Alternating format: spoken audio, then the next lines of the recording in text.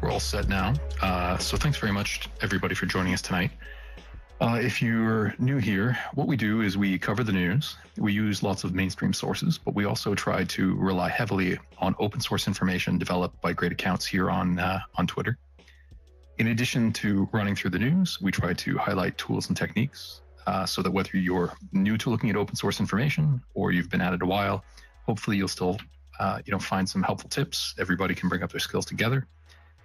And we also try to invite guests on to discuss the good work that they're doing. And in that way, we hope to connect people. So you may hear a guest who's doing some interesting work you'd like to contribute to. We can build a bit of a network.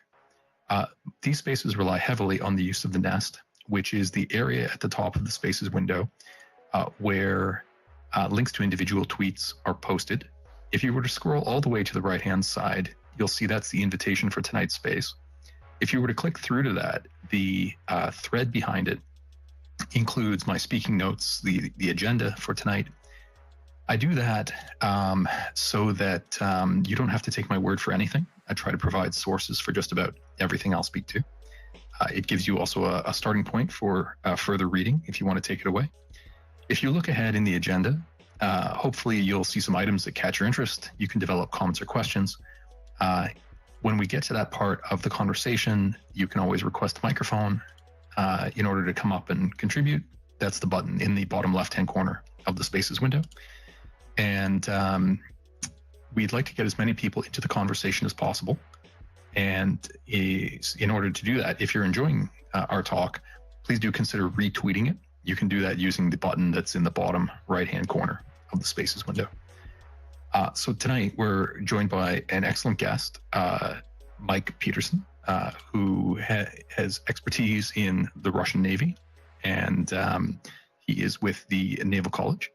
And so we'll speak with Mr. Peterson. Just before that, I'll take a minute or two, because we started a minute late, to let the room fill up a little bit more.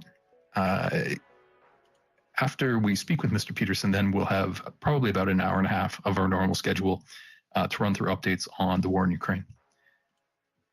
So if you have a look up in the nest, the first item on the right, once again, is the invitation to tonight's space.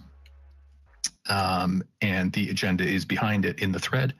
The second item is the invitation to our next talk. We hold these discussions every Thursday night at 9 p.m. Eastern Time and every Sunday afternoon at 4 p.m. Eastern Time. So you can set your reminder now. The third item is not actually correct. So some of those technical problems that delayed our start related to my camera apparently having a hardware problem. So normally we try to live stream these conversations to YouTube.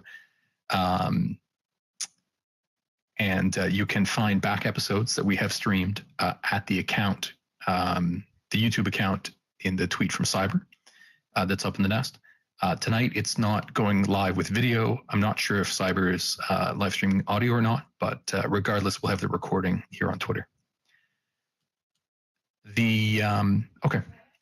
So I'll just highlight a couple of events and some podcasts for maybe 2 minutes. Then we'll get into our conversation with our guest. If you have a look, I'm working from the third item from the left now, under the heading Calendar and Media. And there are a couple of events coming up in the next few weeks. There's a talk that's going to be held by CSIS, which is the Center for, I believe it's Security and International Studies. And they are holding a discussion about what's happening in North Korea at the moment. There's obviously lots of developments with satellite launches, and now with the potential for North Korea to be discussing providing assistance to Russia. It'll be a hot topic. That's on, actually, that was just this morning. So I suspect that if you go through the link, they should have a recording for that talk. There is also a discussion that was held today by the Carnegie Endowment, where they spoke with several experts about what potential there is for reform of the UN Security Council, particularly after their apparent failures to maintain peace and intervened successfully in the Russia-Ukraine war. So again, that talk was this morning, and I believe at the link there should be a recording. There is also an upcoming talk by CSIS where they have a discussion about the use of open source intelligence in the U.S. Army, and you can find the event, the registration to that event in the tweet. Finally, for events coming up, there is an event on September 21st, so it's a couple of weeks away. It's a project being put together by Foreign Policy magazine. They just released a series of reports that they're grouping together under the title Digital Frontlines. And they had some really interesting conversations about application of cyber warfare and should it be limited as against civilian targets, and options for hardening, infrastructure against cyber attack, also talking about the idea of cyber mercenaries. And so those reports are out now. If you have a look at my profile, you can see, a few days back, I retweeted many of them, but they are having a live set of talks to walk through the contents of those reports. So I think that should be an interesting one. Okay, so those are the upcoming events. I think what I'll do is I'll hold off on getting into the podcasts and sort of the resources that we normally discuss until after we chat with our guest. So at this point, I'm going to turn to welcome Mike Peterson, once again, who's with the U.S. Naval College, and he is an expert in Russian naval matters, including having recently contributed a chapter to a book on the matter, and we'll put a link to that up in the nest in just a moment, so you can check out the publication. And so, Mr. Peterson, thanks very much for joining us tonight. Well, thanks for having me on, you guys. I really enjoy these spaces, and I'm really looking forward to our conversation. Terrific. And I know that you've been chatting with my co-host Exit a fair bit, and so between us, we've developed a bunch of questions. Because we had, after we advertised your attendance, there was actually a lot of interest. A lot of people wanted to pose questions to you. So we had a lot submitted in advance. I understand you have about an hour with us. And so we're going to run through the questions we have now. If we get through all of those, then we'll open it up to a handful from the audience, time permitting. But at this point, I'll just invite Exit to launch right into it. Thank you so much. Yeah, as Michael said, we reached out to some people, and there was so many people excited that Mike was coming to speak to us. So that was really cool to have happen and have so many people contribute to this conversation. I'm going to start where I've decided I like to start now. Mike, can you tell us your elevator pitch, of who you are, how you got here, how you ended up writing this book, and the new book that you actually just told me about a few minutes ago. I'll put it up in the nest as well, and kind of what they're about. Yeah, sure. This is, first of all, I'm sorry that you had to wade through so many questions, most of which were probably, what are you doing with this guy coming on? I don't understand why you've invited him on, but I'm really flattered to be here, and I'm flattered that you would say such nice things and that so many people would be so interested. So that's great. Thanks, everyone. So I am currently the director of the Russia Maritime Studies Institute at the Naval War College, U.S. Naval War College.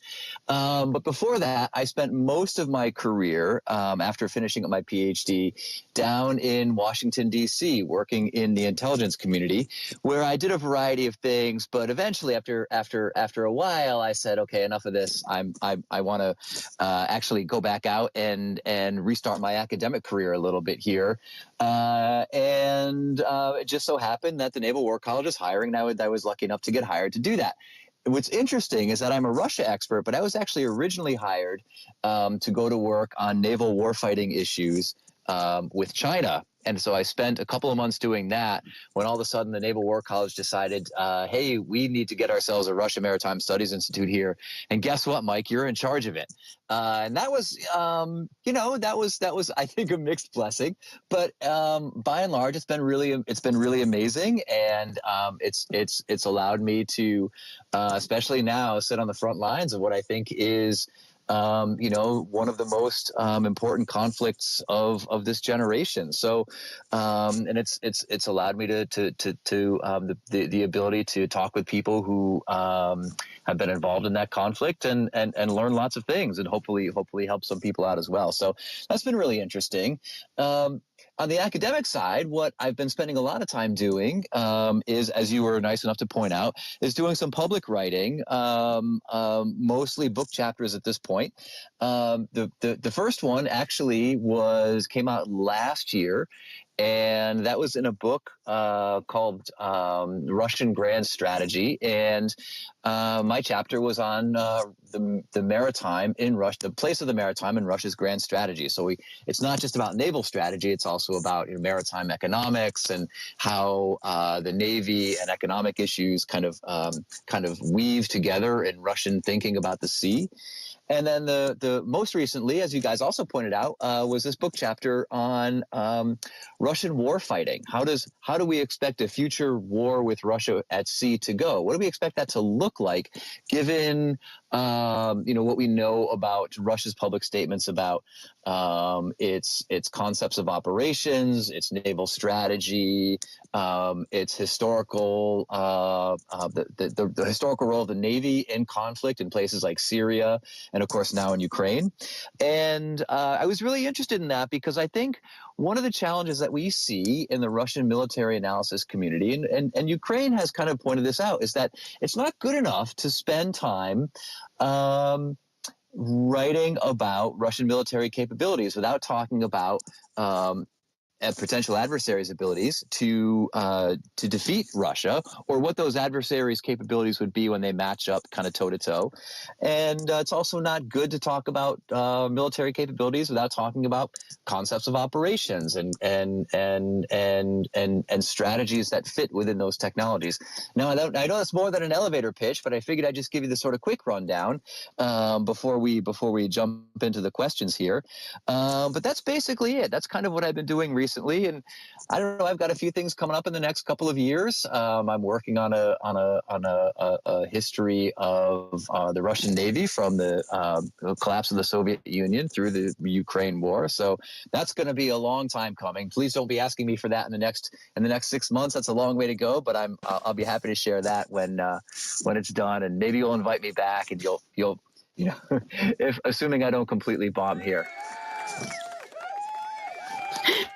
No bombing. It's interesting because when I got all these questions for you, there's a ton of questions on Russia in the Pacific, Russia in the Baltic. So I hope that you'll enjoy us so much that you come back and answer more of those questions, because we just couldn't fit it all in. And people I'm happy to talk about that anytime really you interested. want. I appreciate that. So in this room specifically, most of us are not always focused on the Russian Navy. And during the first days of the full-scale invasion, for instance, I, for one, wasn't looking at that really at all. I heard that there was some ships that kind of had sunk, but that was about it. You refer to that as kind of the initial period. I'm wondering if you could kind of give us a brief rundown of, like, what did we see the Russian Navy do in this particular war? And then did that actually normally, or would expect, I suppose? Sure, yeah, I can do my best. You broke up a little bit here, but I can do my best. And you broke up a little bit there, but I think I got the gist of your question. So just feel free to jump in if I'm wandering off the page here too much. So there's a concept in Russian military strategic thinking called the initial period of war, and that's a concept and an idea that goes back to the 1920s. And essentially what they define that is, there's an official, believe it or not, there's an official military lexicon that's posted on the Russian Ministry of Defense website. And it defines the initial period of war. And essentially what that is a period in which a period in which opposing belligerents intend to achieve their initial strategic objectives or set the stage for achieving objectives in the continuing period of war. So the initial period of war, it sort of flows from what the U.S. military calls phase 1 to phase 2 operations. So a crisis period, perhaps right into an initial period of combat operations, in which Russia or its adversary would expect to achieve its initial strategic goals. So what's interesting about that in the 21st century is that Russia believes, having watched the U.S. way of war in places like Iraq in 1991 and then in 2003 and elsewhere, that the initial period of war will be very quick and very brief, and that is probably where the war will be won in this very short period. So, and we can see that in Ukraine in general, right? Like I think by and large, Russian strategic planners expected this to be over very, very quickly. And that falls right in line with this idea of achieving all their strategic objectives in the initial period. So what about the Navy? The naval operations in the initial period were composed in part of a significant buildup, including, as if I recall correctly, 11 landing ships total moving into the Black Sea. That is the Russian Navy had 11 total landing ships in the Black Sea, in addition to its Black Sea surface combatants and submarines. And interestingly, a ton of ships, a fair number of ships, came in from the Pacific Fleet and down from the Northern Fleet and took up patrol stations in the Mediterranean as well. Now, I thought that was really interesting because it sort of proves out the idea that Russia has a global navy, that it can deploy a significant naval force around the world. And that was for a very specific reason. That was to make sure that the conflict that they were preparing to fight in Ukraine was going to be contained as a local war, is what they would call it, instead of kind of metastasizing into a regional war that would include one or more countries, or, what they call a large-scale war, which would include war with NATO. So that was a very specific deterrent mission in the Mediterranean. In the Black Sea, what we saw in the initial period was this initially the destruction of virtually all of the Ukrainian fleet, except for one major combatant, which was a landing ship, which is ultimately destroyed a bit earlier this year. But we saw the potential for an amphibious operation to take place, probably against Odessa. I think a lot of people expected that. I'm a little bit more skeptical of that. If you dig into the numbers on the amphibious side, those were going to be would have been a pretty tough road to go for the Russians, even if Ukrainian resistance wasn't as difficult as it turned out to be. And in any case, Russian amphibious doctrine doesn't really like to conduct doesn't advocate for opposed landings. So most of that was an amphibious force in being. And of course, we saw, as we see today, a lot of long-range precision strikes. There's been some really good work by a guy named Justin Bronk at the Royal United Services Institute, who has explained how the Russians were able to execute that in the early period of the war. And the Navy tied into that as well. So that was really an important period of operations. And I think, by and large, just taking a step back, the Russians really believed, still to this day, that the Navy plays a very specific role in conducting long-range precision strikes against strategic targets, strategically valuable targets, especially in the initial period. That is that period in which they believe the war will essentially be won or lost. And we saw that quite a bit in the Ukraine war, and in fact, we're seeing it continuing today, even into this continued period of war beyond the initial period. So, in effect, what we saw was a pretty significant military buildup. Some of it was a little bit overstated. Some of it, I think, fell right into line with what we expected to see from the Russians, if we knew that they were going to war. And I think that the U.S. intelligence community was pretty good about that and gave us a pretty good idea of that. So a lot of it fell into line with what we would expect to see doctrinally, and some of it didn't necessarily pan out for the Russians in ways that they expected, kind of like the amphibious operation I was talking about. Well, that's all very interesting. And now that we're well over a year and a half into the war, we follow. Mr. Bond, can you hear us? Yeah, I can hear you fine. Am I coming through? If just maybe a Jacoby? Yep, you're coming in just fine. Go so ahead. I think it may be exit in case she needs just a cycle up and down. Sorry about that. Now that we're well over a year and a half into the war, we follow some great OSINT accounts who are tracking, the ongoing rotation of the Russians, bringing their ships in and out of the Mediterranean, and there's speculation about supply ships, repair ships, and so on. Given this experience of having watched their operation, how would you characterize the state of the Russian Navy at the moment? And have these operations, lined up with their expected weaknesses? Have you identified any other challenges for them over the last year and a half? Wow, yeah, that's an awesome question. So I'm a bit. I think I might be in the minority here when we talk about Russian naval operations. A lot of people tend to think that the Russian Navy and the Black Sea Fleet in particular has failed. I'm skeptical of that. I think Exit's work in particular shows that the Black Sea Fleet has been rather successful in conducting what is in effect a blockade and being over the last couple of years. So a couple of thoughts on that more broadly. I think that the Russian Navy has actually, by and large, been pretty successful in maintaining a set of missions for which the Russian Ministry of Defense has outlined for it, right? So one of those missions is, as I mentioned before, containing a potentially regional conflict at the local level, right? So the Russian Navy deployed out a deterrent force to make sure that conflict in Ukraine is going to be contained to the Black Sea region, and that was pretty successful. Another very specific mission that the Ministry of Defense lays out for the Navy is long-range precision strike, and obviously the Russian Navy has been fantastically successful at that. By and large, I think it has been the most successful branch of the Russian military.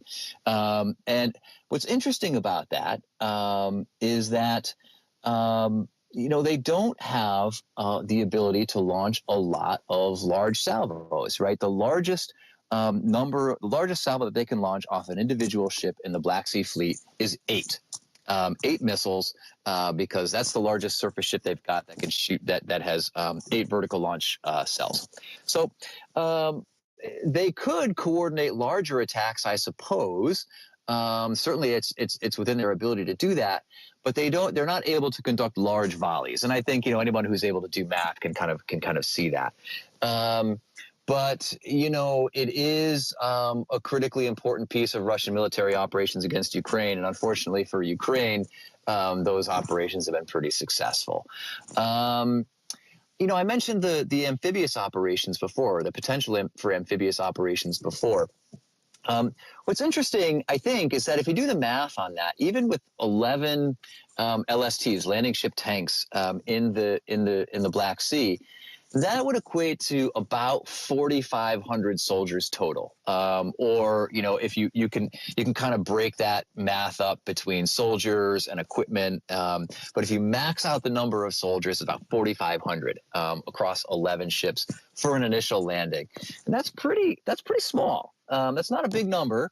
So you would not expect to conduct that in the face, to conduct an opposed landing, right? So a lot of people have gone after the Russian Navy for failing to conduct an amphibious operation. Well, I think the failure to conduct an amphibious operation is due to Ukrainian heroism and hard work and bravery and their ability to fight hard against the Russian ground operations, and the failure of Russian ground operations to advance to a point where you could successfully conduct an amphibious operation behind Ukrainian lines that had a chance of linking up with a Russian ground assault. It's sort of like, I think the Russians would have been faced with a bridge too far scenario if they had tried to, conduct an amphibious operation in Odessa.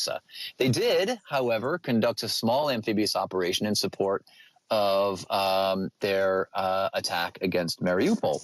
So that was pretty successful. And what we've seen over the last couple of months is the use of amphibious ships to essentially conduct resupply. And that's not, that's kind of right in line with what we would expect from the Russian Navy. And we've seen the results of that, right? It's not a low risk operation. There are now 2 amphibious ships that have been taken off Russia's inventory while they were conducting resupply missions. So that's not a mission that is without risk.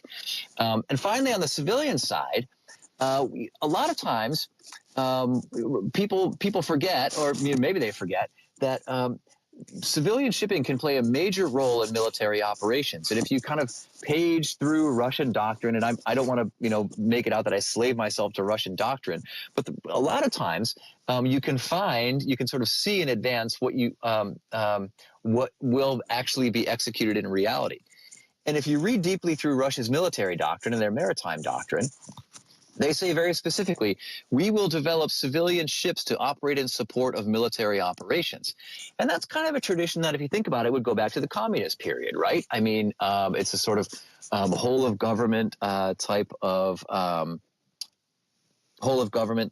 operation. And it's the sort of thing where I think that you can expect more of that to take place in the future, even though the Ukrainians have made those operations extremely risky. So in general, that's the kind of thing we've seen from the Russian Navy. And in terms of its weaknesses, I have been surprised at its inability to have a better effect against Ukraine's small boat operations, its USV operations. That's been interesting to me.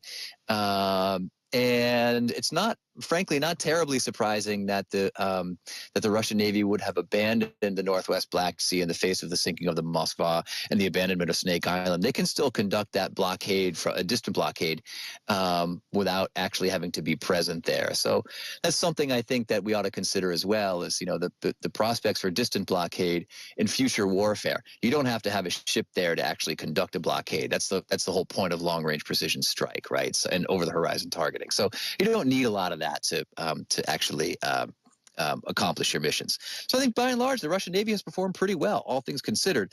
Its tactical errors should not obscure its strategic success, and that's kind of the lesson that I like to try to carry forward with people when I talk to them. I'm always so glad these things are recorded, especially when we have tech issues. My apologies for that. So you kind of talked a little bit through the Russian naval strategy in the Black Sea at the moment. Does it really match the protect infrastructure and impose cost part that you're talking about in the book?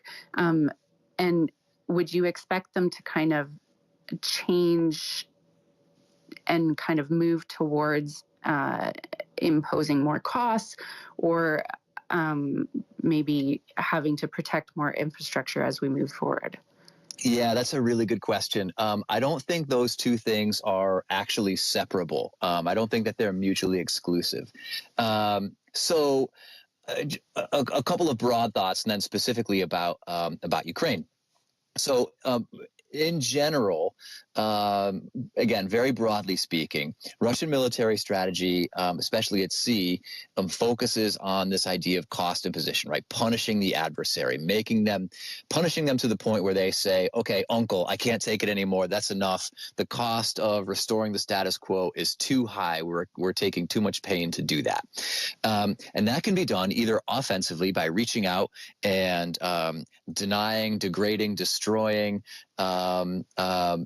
your adversary's bases, by destroying their command and control structure, or that can be done defensively by imposing as much cost as you can on efforts to gain access, right? So that's the sort of classic A2AD, anti-access area denial strategy.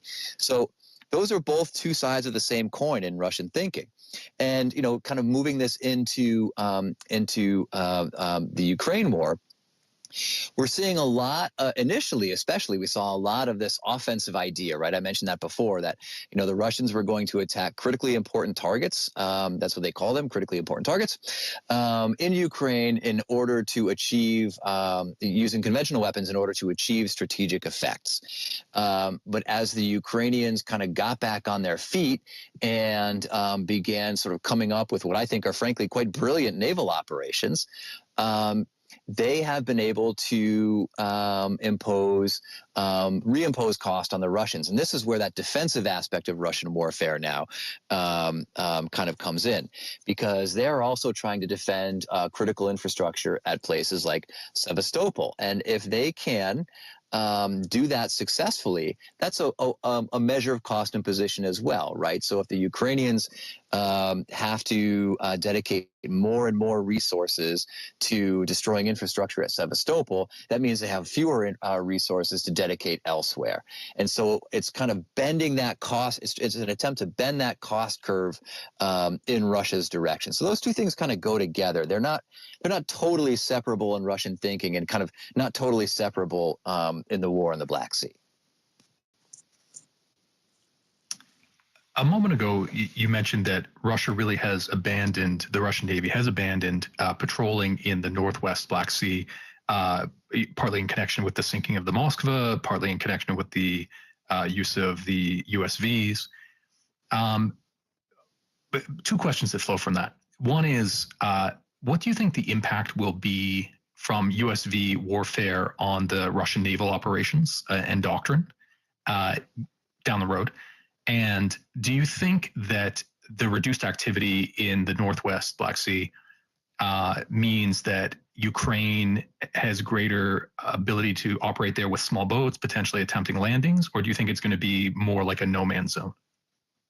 Yeah, wow, that's a bunch of great questions, Michael. If I don't get to all of those, just remind me, because there's a lot to unpack there. So just broadly speaking, in terms of Ukraine's small boat operations, I think one of the things that the war has shown is that this actually works, right? It's kind of an obvious point, but it works. The challenge here for the Ukrainians is that it wasn't immediately obvious, at least to me, and at least until a couple of weeks ago, that the small boats, the little uncrewed surface vessels, were packing enough punch. We would see all these videos of them conducting these attacks, in many cases conducting these successful attacks, but then it was never apparent to me what if they were able to impose some kind of catastrophic damage on Russian vessels, right? Enough for an actual hard kill, as it's called, or a mission kill, as it's called, right? So you basically impose enough damage on that vessel so that you take it out of commission, even if it doesn't sink. That's what's called a mission kill. Early on, it wasn't clear to me that those USVs had packed enough punch to do that. But recently, of course, we've seen with the attack on the Russian LST, the recent attack on the Russian LST, and then the attack on the Russian oil tanker, that it appears that they have either I was wrong about that, or the Ukrainians have added some more punch to these USVs. And I think we're seeing the Ukrainians begin to roll out, at least in very, very small batches, some larger USVs. And I think that bears watching. In terms of how that's going to affect Russia's broader doctrine, I'm not so sure about that. I don't think it's really going to shift because most of Russia's warfighting doctrine and most of their warfighting thinking, at least historically, has been focused on war with NATO. And up until NATO starts fielding large numbers of these small USVs that are capable of swarm attacks, the Russia may not focus very, very hard on those operations, right? I mean, it's probably true that the Russian thinkers will address themselves to this issue, but I just don't know to what extent that's going to happen and how much that's going to change things in reality, right? There's changes in doctrine and then there's changes in reality. So that's another issue I think that I think bears watching is whether or not the Russians actually, even if they change something on paper, are able to change something in reality. Again, one of the lessons of this war is that Russian paper strength isn't necessarily what its strength is in reality. I'm not saying that they're 2 feet tall, but they're also not 10 feet tall like a lot of people thought they were previously. And I think there's another part of your question, Michael, that you had sort of on the back end of that. I'm sorry, I don't have it top of mind right now. Again, of course, it was about, do you think that by having ceded a bit of their patrolling in the Northwest Black Sea, that it will allow the Ukrainians to actually attempt some limited landings, potentially in the northern part of Crimea? Or do you think that it's really going to be a no man's zone? Yeah, that's a really great question. So broadly speaking, I think I would characterize that as a zone of mutual denial, although what we've also learned is that Russia's over-the-horizon targeting probably is not that great, right? And I'll get into that in just a second here. But we have seen small boat operations, I think, in the Northwest Black Sea. So, for example, President Zelensky went out to Snake Island and broadcast from Snake Island, I guess it was a couple of months ago now, right under the Russians' nose, right? So they're able to operate there, but the question is in how many numbers. And I don't know off the top of my head how many of these small USVs the Ukrainians have. It's apparent to me that they don't have enough to conduct large swarm attacks against Russian ships, but they certainly have enough to conduct them in twosies and threes and that sort of thing. So, in terms of large scale operations, I just don't know. One thing we're not seeing a lot of in the open sources, and I'd be really curious to hear from your audience about whether or not they've seen it, is the use of these unmanned surface vehicles as an intelligence, surveillance, and reconnaissance tool, as an ISR tool. We know that they can put cameras on them, that you can put sensors on them, in addition to packing a bunch of explosives into the bow. But I have not seen them used very often as reconnaissance platforms, and I would suspect that may be happening. They're pretty useful that way, right? They're pretty low profile. The range is halfway decent, and they've got they're connected to a satellite communications network. So we may see something like that. We've also seen, I think, Ukrainian special forces, evidence that Ukrainian special forces have been conducting these landings. But in terms of large landings, I'm not sure. I think we're a long way from major combat operations on the Crimean Peninsula, if they ever arrive. Right now, at least, the Ukrainian Navy they've all done heroes work, and at least setting up what is in effect a mutual denial zone. But they're also, they have not been very effective against Sevastopol. And I think that the risk to Sevastopol will be largely posed by the advance of Ukrainian ground forces if and when they ever manage to break into Crimea.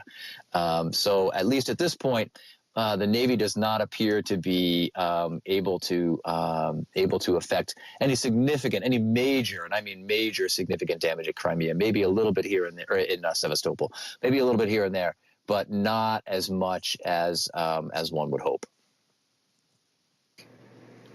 One of the other things that you talk about in the book is the idea of horizontal escalation, and it's something that I actually don't hear mentioned generally in spaces and in the discussion. Can you kind of walk us through a little bit? How have we seen that play out in this war? Is there any equations that have changed for Russia because of it? Yeah, I'm not sure that we've seen a lot of horizontal escalation in the war. And by that, I mean, an effort to impose cost somewhere else or by some other means, right? So what we've seen a lot of is vertical escalation, of course, right? Every time the Ukrainians conduct an attack against a sensitive Russian target, the Russians are conducting, attacks against, schools or the power grid or shopping malls or outdoor markets or, other really terrible attacks. And that's, to my mind, those are small bits of vertical escalation. I don't think we've seen a lot of horizontal escalation, and frankly, I'm really glad that we haven't, because, to my mind, that would mean putting NATO assets, in particular, in greater danger, and potential attacks against NATO assets. I suppose you might characterize the recent attacks on the Danube River ports as a horizontal escalation. I'm not so sure, though. I think that's just part of the broader campaign. So horizontal escalation to my mind, doesn't really fit here. But again, if I would really love to hear from someone in your audience, or anyone else to correct me on that one. My only thought on that front is that perhaps Russia has actually expressed some, significant concern about, unintentional horizontal escalation. There's, in that Turkey has played a significant role in negotiation of the Black Sea Grain Initiative, and there was that one incident recently where Russian forces boarded a ship that was not Turkish flagged, but I believe it may have been owned by a Turkish company. And I think, Turkey protested. So even though there hasn't been sort of military escalation, perhaps there has been some, diplomatic back and forth in the region that has constrained Russia. Having Turkey there as a major partner really changes sort of the geography of the diplomacy, I think. Yeah, that's a really good point, Michael. Thanks for bringing that up. I think you're right about that. So let me see here. The next point was, you mentioned in response to one of the first questions that prior to the outbreak of the war, Russia had built up its presence both in the Black Sea, but then also in the Mediterranean. And it seems like their presence in the Mediterranean has decreased significantly over time.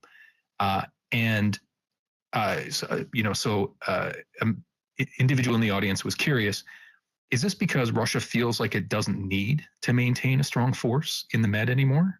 Because, concerns about other countries either moving into the Black Sea have gone away, or it's sort of reached a stable state? Or is this drawdown just because Russia can't maintain a large number in the Mediterranean? Thanks for the question. I think it's, again, a really, really good one. It's why I'm really happy to be here. The force in the Mediterranean, I think it's a combination of all of the above, right? So with a massive surge like that that we saw at the beginning of the war, there are going to be back-end bills that need to be paid, right? Back-end readiness bills. So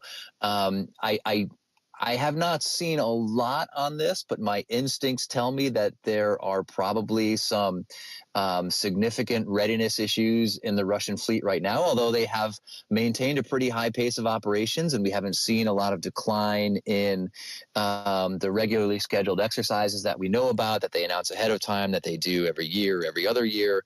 Their operational tempo has been relatively high globally. It certainly has dropped off in the Mediterranean. I think part of the reason for that, again, is there's a little bit of a readiness bill to be paid, but also it's interesting. It's only in the last couple of months, really since the grain deal collapsed, that there has been, I think, the threat of a wider naval conflict in the region. The Russians, I think, are feeling pretty comfortable about where they are in the Mediterranean, and pretty comfortable about the fact that they've been able to contain the conflict locally, as I keep saying.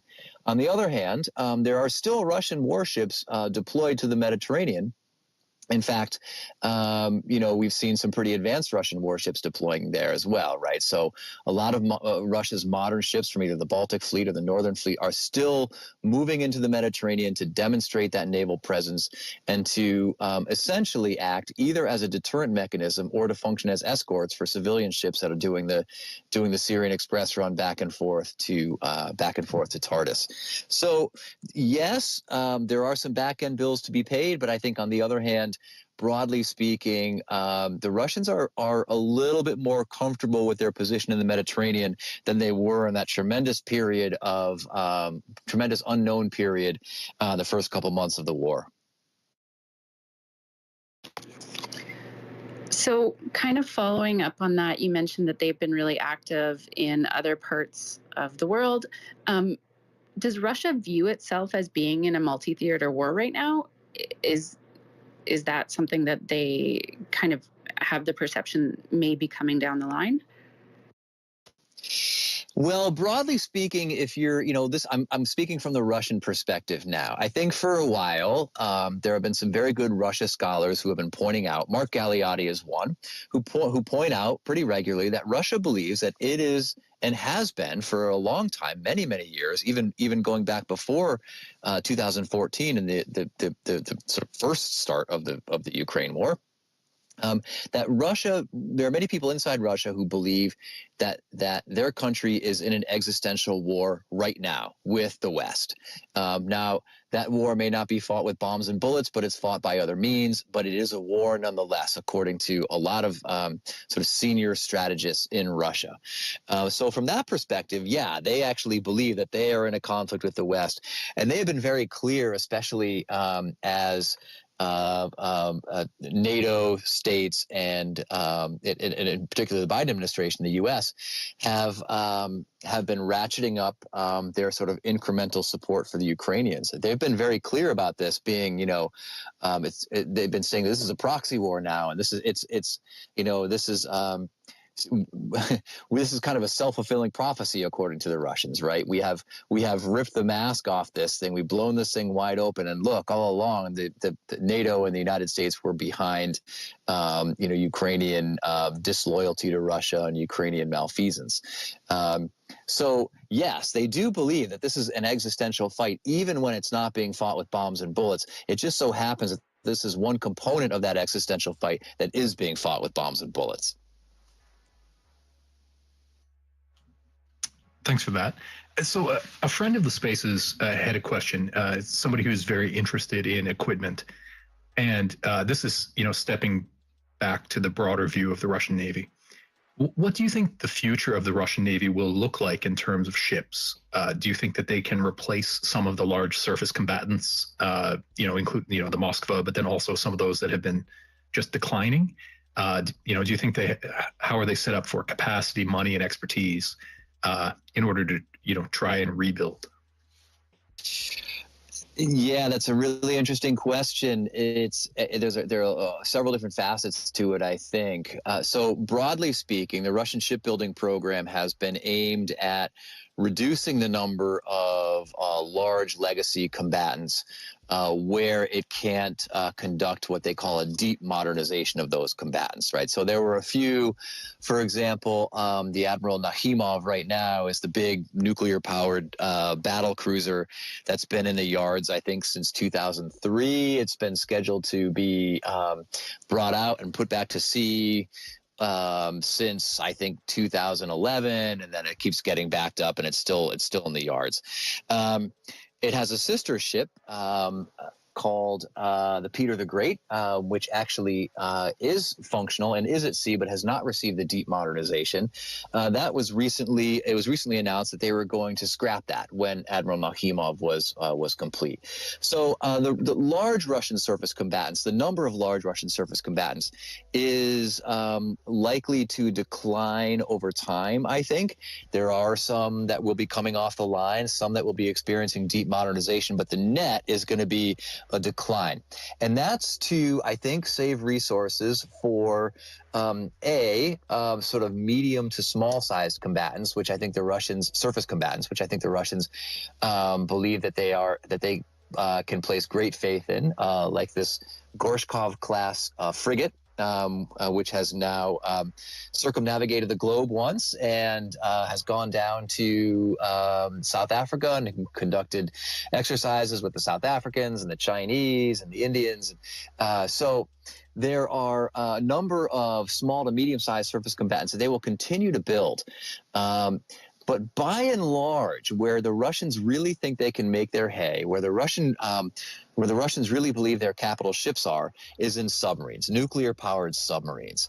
And if it comes to having to rob Peter to pay Paul within the Navy, I suspect that if they have to make a trade-off between building some small surface combatants and another Severodvinsk-class submarine, which is a world-class nuclear-powered submarine, then they'll try to cut corners around the surface fleet and to maintain the nuclear-powered submarine fleet, because it is certainly world-class, and it's something that gives the U.S. Navy pause, and I think the Russians view that as an ace in the hole. Now, the other part of this question is, of course, whether or not the Russian Navy will be able to maintain a large resource base in the wake of the war itself, right? The armed forces are going to need to be rebuilt at some point. The ground forces have taken an incredible beating, and the Air Force has maybe not taken quite the same level of beating, but they have not exactly come through this unscathed. So there's going to be a major reckoning, I think, between the services in Russia at some point.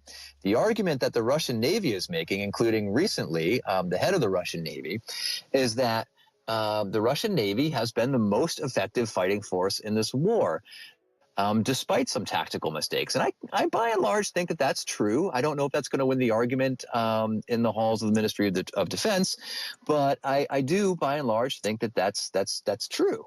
So we'll just have to wait and see. What the resource battles look like and how successful the Navy is going to be when it comes time to fighting them. I suspect that if history is a guide, that the Russian Navy will maybe take a little bit of a back seat, in particular if President Putin is no longer in power at some point, right? He's been a big fan of the Navy for his entire 20 plus years in office or on the scene in Russia. And he's dedicated a lot of resources to the Navy. If he's gone, I think the Navy has lost its biggest and most important patron, and that could be another challenge going forward. Well, that's very interesting. Your suggestion they may focus on the submarine fleet would also, at least to my ear, be consistent with the argument you made in that book chapter about the Russians' overall strategy in terms of land attack and their limited ability away from shore, but obviously submarines can accomplish that more effectively. So moving to my next question, in order for you to develop your understanding of Russian strategy, not just from their writing, but in terms of what they're actually able to accomplish, how do you tend to undertake your monitoring of what the Russian Navy is up to?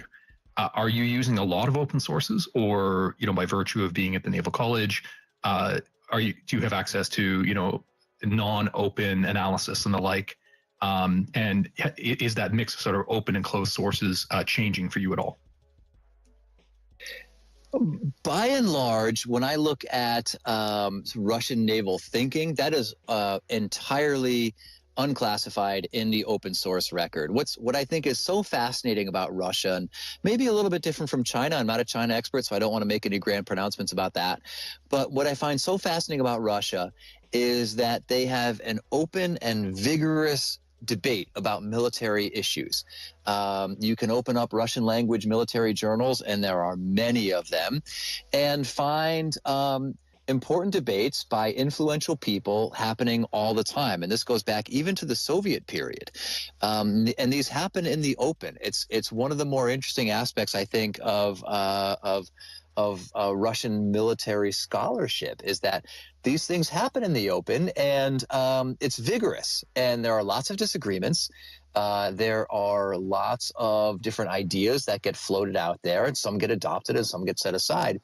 And if you spend enough time looking at it, you can see who becomes more influential, who is more influential in developing current doctrine, and who is less influential, and how that fluctuates over time. So I think that's really interesting. So, by and large, when I'm looking, at least I'm looking at Russian naval doctrine, it is not by and large, it is entirely on the open source side.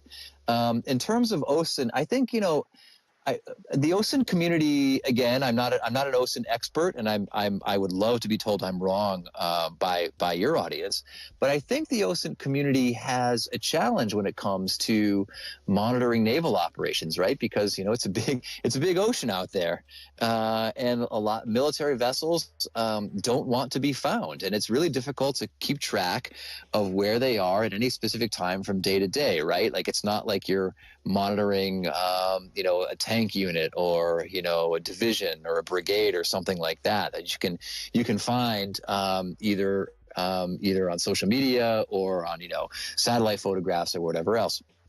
It's very, very different. So from that sense, I think, and again, I'm willing to be told I'm wrong about this, I think that's the particular challenge for the OSINT community when it comes to maritime and naval operations. Now, in terms of capabilities, the answer is it depends. A lot of times, obviously, it's really it's a challenge sometimes to ensure that I'm using good data that is also going to be reliable, right? That is accurate data that is reliable, and I think that is part of the challenge of doing open source research is double checking all the time. I actually think that of all things, my go-to source of, like most people, is Jane's. I think Jane's is fantastic, and I think that it's reliable, and we use, if we agree that that is our base of technological knowledge, then we all have a reasonable assumption, a reasonable starting point to come from. And then lastly, the last thing I'll say is, when we think about the sort of operational level of war, you can use all those resources and just conduct wargaming or operations research. So I think that on some level is very, very useful to describe or to translate Russian doctrine and Russian tactics, technologies, techniques, procedures into reality, especially against a thinking enemy. With its own set of technologies, tactics, techniques, and procedures. So it's a variety of different methods that I like to use, and using a variety of different sources. Just as a note, not a question, but interestingly, the challenges you suggest OSINT has in tracking naval operations, I would agree with in general. I do think that the way that this war is being conducted has offered more opportunity for insight for OSINT accounts than you would normally see, in that there are some accounts, including friends among us, who, for example, will get satellite imagery of essentially all of the ports, every few days. Or there are some ship trackers, like there's, and you may follow these accounts, but there's an account, a Yorick Isaac, who's a very dedicated ship tracker in the Bosporus Straits, and there are some trackers at the Gibraltar Straits, and so just because it's more of a regional war, which also includes several important choke points, it's, I think, offered more opportunity for insight than you would have if it were in the open ocean. But in any event, Exit, why don't you come in with that last question of yours? Well, and I would kind of expand on that, on what you were saying, Mr. Bond, in that, to Mike's point, I think there are a fair number of naval operations happening in the Black Sea that we either don't know they are happening at all because they're not getting reported, or they're only getting reported by one side, but in some less than factual ways, or even by both sides in some not necessarily factual ways. And it makes it really quite difficult to have an understanding of exactly what's happening, being able to actually look at what's happening and feel like you can analyze what might come next, because you're just very unsure about exactly what's going on there. Part of what I liked about this book, specifically when I was reading through your chapter, Mike, was that it was able to help, as I would never call myself an OSINT person either, but as I'm watching different things that the Russian Navy is doing in the Black Sea, having a better understanding of the doctrine that you are so good at pointing out in the book really helped me understand what I was seeing a little bit more clearly. So that leads me into my question, which was, as a professor, is there anything that's changed about the way you teach in the last 18 months, or what you teach in the last 18 months? Wow. Yes.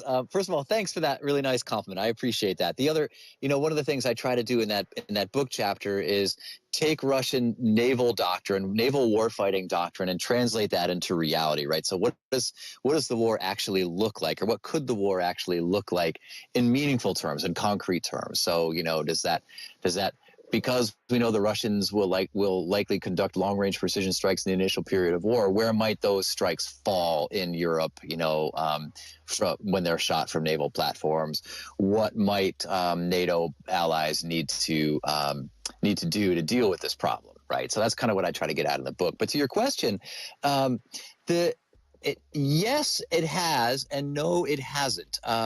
So it has, in that, as I said before, we're always trying to correct people. The Russians are not 10 feet tall.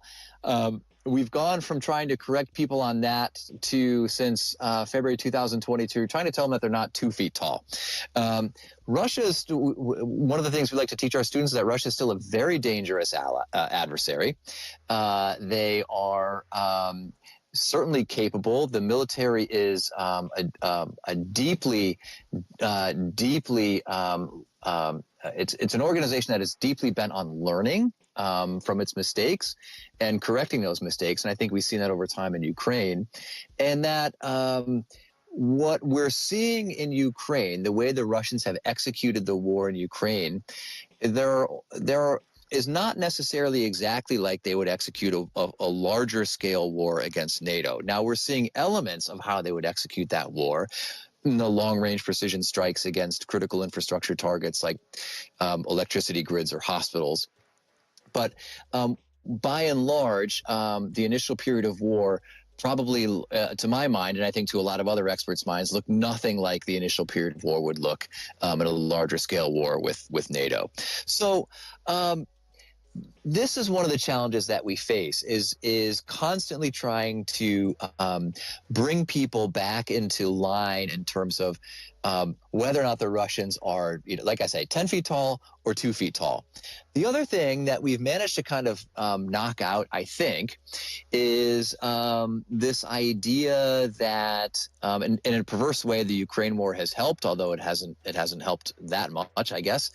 We've tried to knock out this idea that the Russians will just explode a tactical nuclear weapon against an adversary immediately, right off the bat, in order to get them to quit, right? And to tell their adversaries, we mean business, and we're going to kick your butts so hard you won't even believe it. Look, we're blowing up a nuclear weapon. Don't mess with us. Just roll over.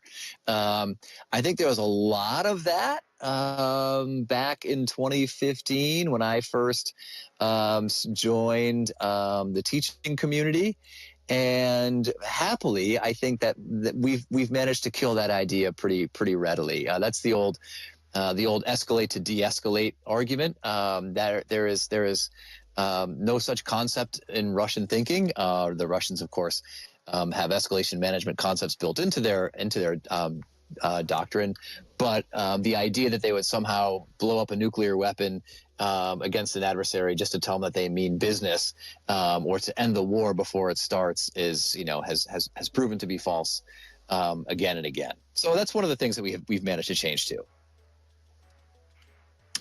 Yeah, interestingly, there are debates that go around about if Russia were to escalate, what the response would be, and that leads to a lot of sort of fantastic debate that I think is not based in a lot of reality. But I'll just move.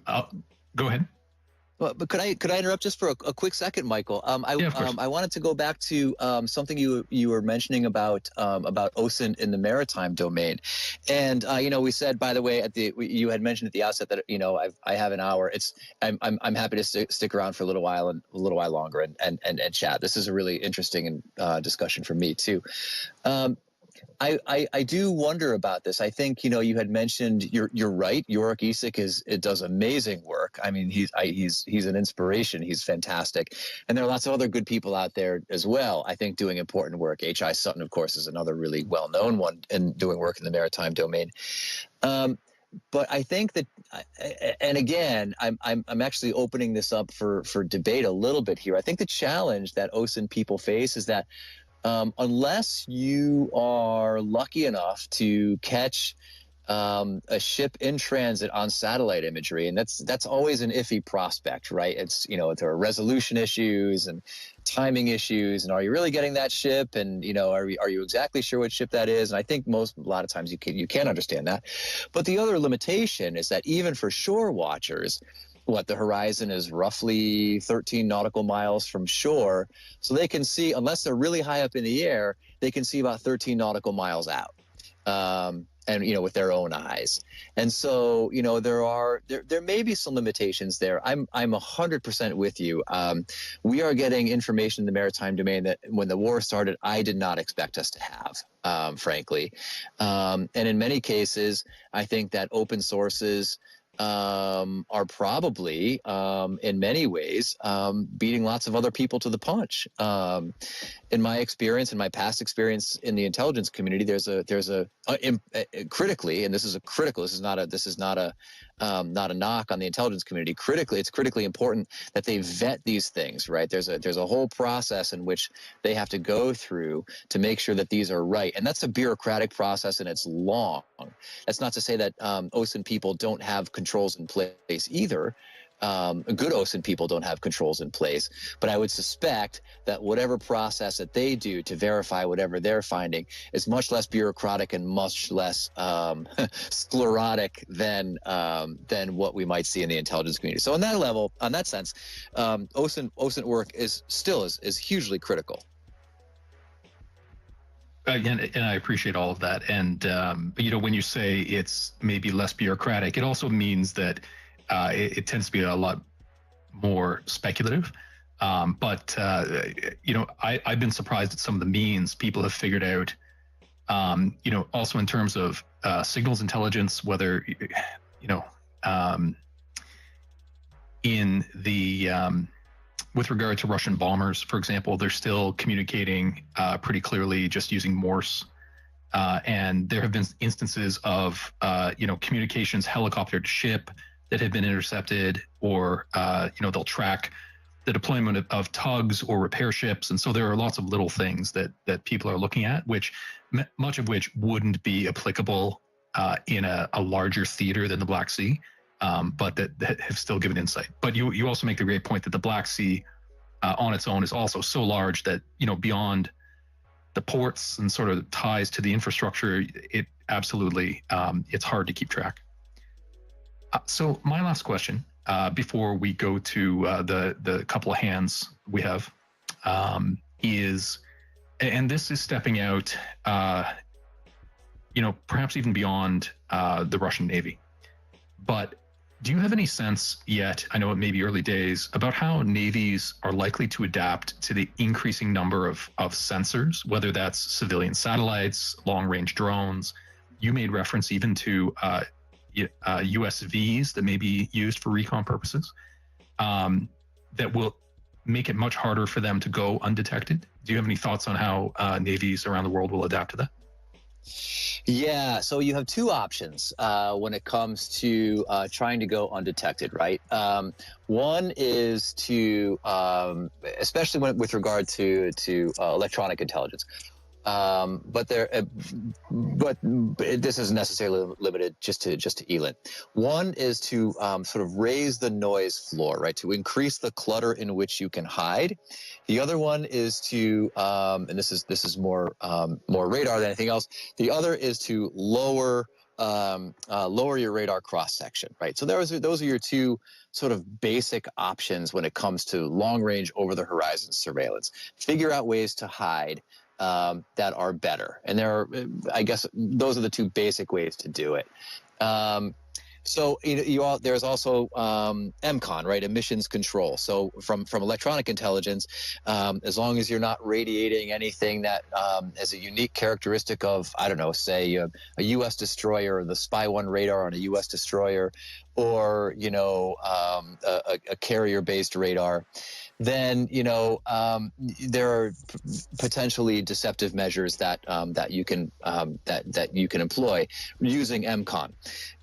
Another one is maneuver, right? So I make the point in my book chapter that the Russian space-based intelligence gathering is limited by the fact that they don't have very many functional electronic intelligence collection satellites in orbit right now that can collect against naval targets.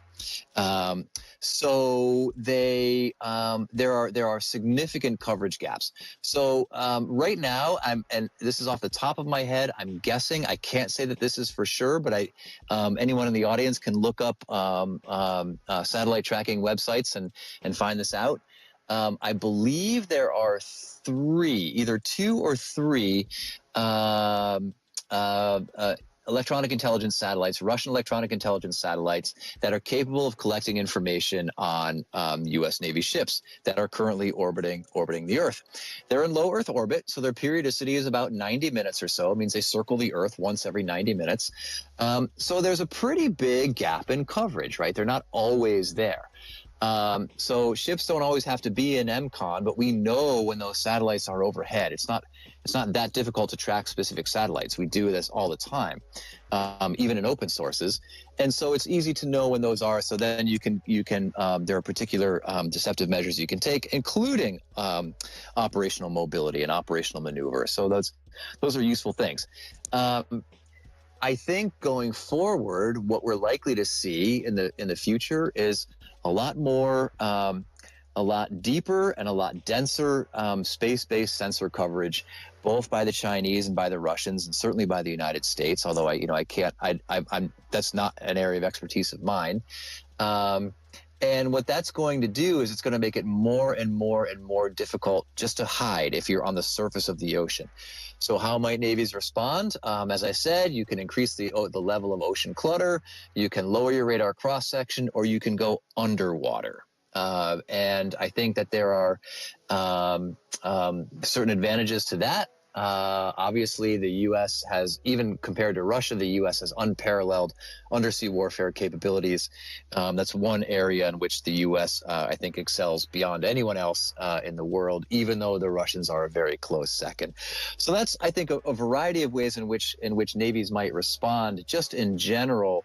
But you're certainly right to point out that the environment is going to get much, much, much more difficult for anything that is not actively conducting measures, so that counter-ISR measures that allow it to hide and don't allow it to be found.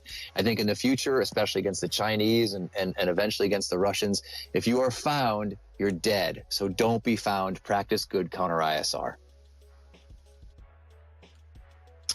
Thanks for that. There will certainly be, a lot of lessons to be learned coming out of the war. And I think at this point we will go to a couple of our audience members who are, regulars of our spaces. So we'll go to All Source first, and then we'll go to Radio and Nukes. Hey, Mike. Thanks for speaking. This is an amazing space, very, very informative, and I appreciate your time to kind of educate all of us on this important topic of the Russian Navy. And my question to you is this, and I'll provide some context. Are you surprised that the Russian Navy has not played, I guess, a more decisive role in Russia's invasion plans to Ukraine? In February 2022, obviously, Kyiv was the primary objective, but there was always this talk of the land bridge from Russia to Transnistria through Odessa. And I think this is where a lot of the conversations of amphibious operations was going on. And yet we really never saw a major role of the Russian Navy in that. And I think you highlighted, Mike, pretty well kind of the lack of targeting that we would expect the Russian Navy to execute in such a large-scale combat operations that we're currently seeing. And so my question to you, why do you think that is? Is it that the Russian Navy is more of I lack for a better term, more for show rather capabilities? Is it a lack of joint training and ability to execute joint operations? I'd just like your opinion on that. Thanks. Yeah, thanks for that question. Yeah, was I disappointed that the Russian Navy didn't play a greater role? Yes, I wanted to be famous. I wanted to be Michael Kaufman, but I'm not, unfortunately, and I never will be, which is a sad statement by me, I guess. I do think that, I, for one, I actually did. This is proximity bias, I suppose. I did expect the Russian Navy to play a bigger role in the war. In retrospect, I shouldn't have, for all the reasons I've been outlining in this space. But I do think that initially I thought that there would be a bigger role for, especially for Russian surface ships. Now, it turns out that naval operations, at least up until the collapse of the grain deal, naval combat operations didn't really figure all that much, right? There were a couple of high-profile episodes, but not a lot. I think that's increased a little bit in the wake of the collapse of the grain deal. But, maybe the maritime domain is obviously less important to the course of the war than the ground domain. But I think what is also going to be true is that the maritime domain is going to be far more important to the course of the peace. And, I think in part it's Exit's work that shows this. There needs to be a free and open Black Sea for the flow of goods and services to operate in the Black Sea for a functional regional economy, right? And if that's not present, then because of nefarious operations by the Russian Navy, then that's going to be a really significant issue with regard to establishing and then holding the peace. So, I am a little bit surprised that the Russian Navy hasn't played a greater role. And in retrospect, I shouldn't be surprised. And you mentioned one thing about targeting too that I'll mention quickly, just to give an example of why I think Russian over-the-horizon targeting isn't great. There's the Ukrainian landing ship tank LST, the Yuri Olifirenko, early in the war bombarded Russian positions outside of Kherson, and it bombarded those Russian positions with rockets that had a range of about 6 miles. So it was within sight of shore. So this gigantic ship steamed up to 6 miles within shore, maybe even closer, launched a bunch of rockets, and then turned around and then lumbered away and got away. The Russians didn't do anything about it. A couple of months later, it was spotted by a Russian drone transiting in the far north of the Black Sea, and the Russians didn't have anything to go kill it with, so they decided to try to destroy it with artillery. And so you can, I'm sure the audience has seen the videos of this ship, this drone video of this ship getting peppered by an artillery barrage and everything missing. So the ship survived that. But they didn't have anything to go kill this big, slow, lumbering target. And then finally they got it when it was tied up to the pier. It's much easier to hit fixed targets when they're tied up to the pier for ships than it is to hit moving targets. And that's where the Russians really struggle, it turns out. This is a point I try to make in the book, too. And this is a lesson, I think, a larger lesson for the Russian Navy when it comes to a large-scale war against NATO. And that is that NATO ships are not going to be cooperative. They're not going to be easy to find. It's not going to be easy to find transport ships that are coming across the Atlantic.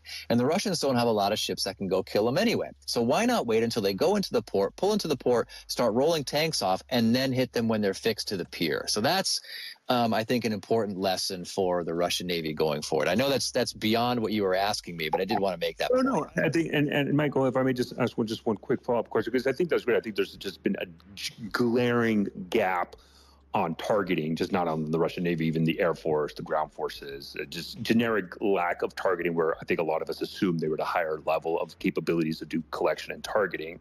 But if I may just ask one quick follow-up question, it's kind of tied into the naval aspect. It's the naval infantry. I mean, I think it was kind of absurd to kind of compare them to the U.S. Marines as kind of that expeditionary capability. But they did have a role in the maritime domain. And generally, if not almost exclusively, for the most part, we've seen naval infantry, the Russian naval infantry, operate as just like another Army light infantry unit. And is that also something that, you know, you expected that the Russians were just going to prioritize the naval infantry as kind of just normal light infantry, or was there an expectation that maybe they would conduct some operations in the maritime domain? And that's my last question. Thank you. Yeah, thanks. That's an important and awesome question. I was really surprised. I thought that the naval infantry was going to be used in effect what the Russians will call descent operations, amphibious operations, but in limited ways against very specific targets in which they could receive a lot of ground and air support, right? Not an opposed landing, but just in limited ways to seize very small objectives from which they could receive plenty of follow-on support. Instead, they were turned into, as you say, light infantry units, and then utterly decimated. Right? They were hollowed out by the Ukrainians, and I was really surprised. That's not something I expected to see. I'm glad you mentioned that, because naval infantry is a topic that does not go discussed, I think, often enough, or very often, at least in terms of Russian naval operations. So I'm glad you brought that up. Well, thanks for that back and forth, guys. So we'll go to Radio and Nukes for your question. Yeah. As right now, what I call open source ELINT is kind of in its infancy. The access to the sensors needed to perform said task has been pretty limited over the years, but in the last 5 years or so, we've gained access to a lot of different things, whether that's incidental systems like using radar interference to Sentinel-1 or any of the SAR satellite constellations, Umbra, Capella, ISI, any of those. There's a few other satellites too that collect incidental ELINT.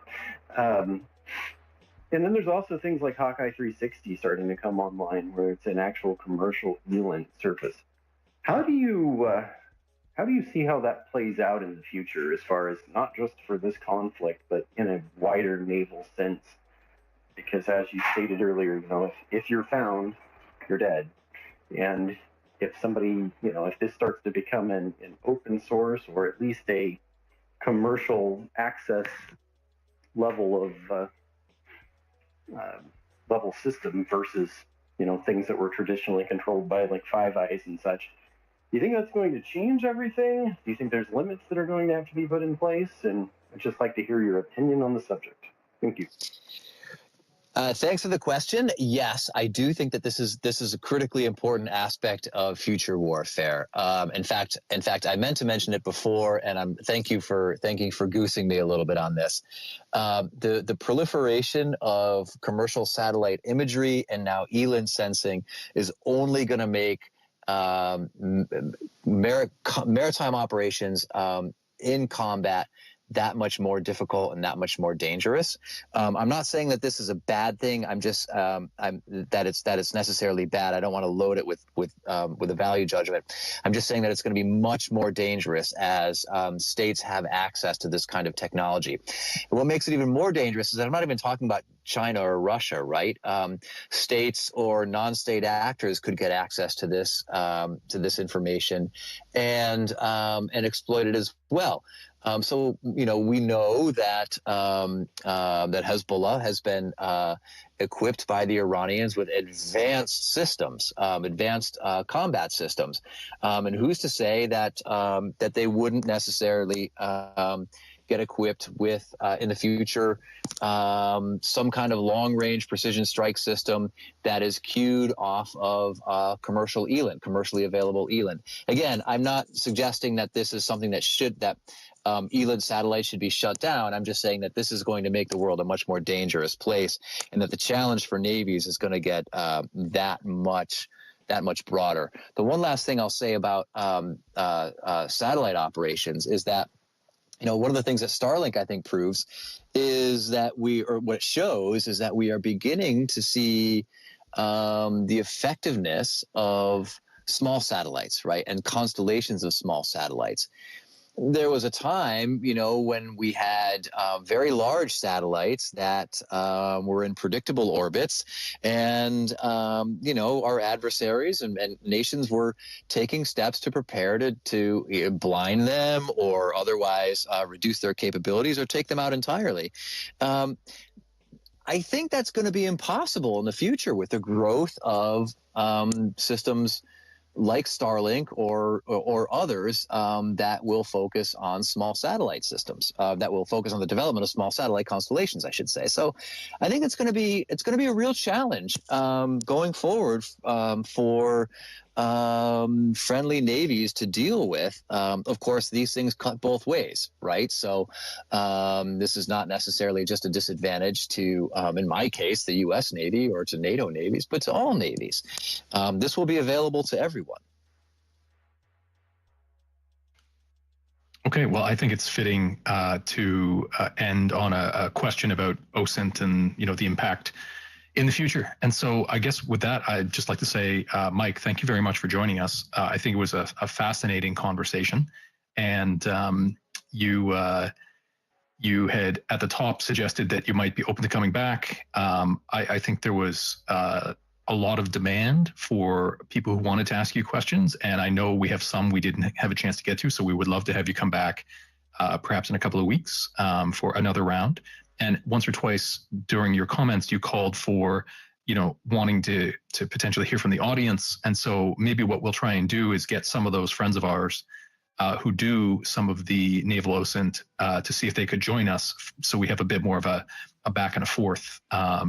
Because I find sometimes that discussion among some experts in the area can draw out some really amazing points. So once again, thank you very much. Yeah, thank you for having me on. I think that's a really fantastic idea. Thanks for that invitation. That sounds super cool, and I would love to do it. Thanks so much. And for the sake of the audience, just a reminder that we referred several times to the chapter that Mike wrote in his in this new book that's out. So if you have a look in the nest, you'll see it's the book that's titled "The Sea in Russian Strategy," and Mike contributed a chapter, as did some other well-known, Russian experts like Michael Kaufman. I got a copy. I read the chapter. I thought it was great, and I'm hoping to read through the rest of the book.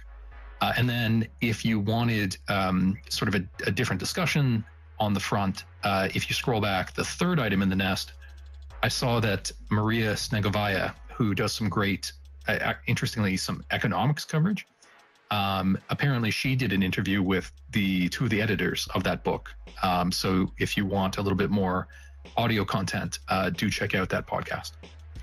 And so I think what we'll do at this point is we'll roll into some of our updates. We have about an hour and a half left in our normal time. And what we'll do is take things a little bit out of order from the way that they appear in the agenda. But since we've been chatting so much about naval matters, I think we'll first turn our attention to developments in the Black Sea.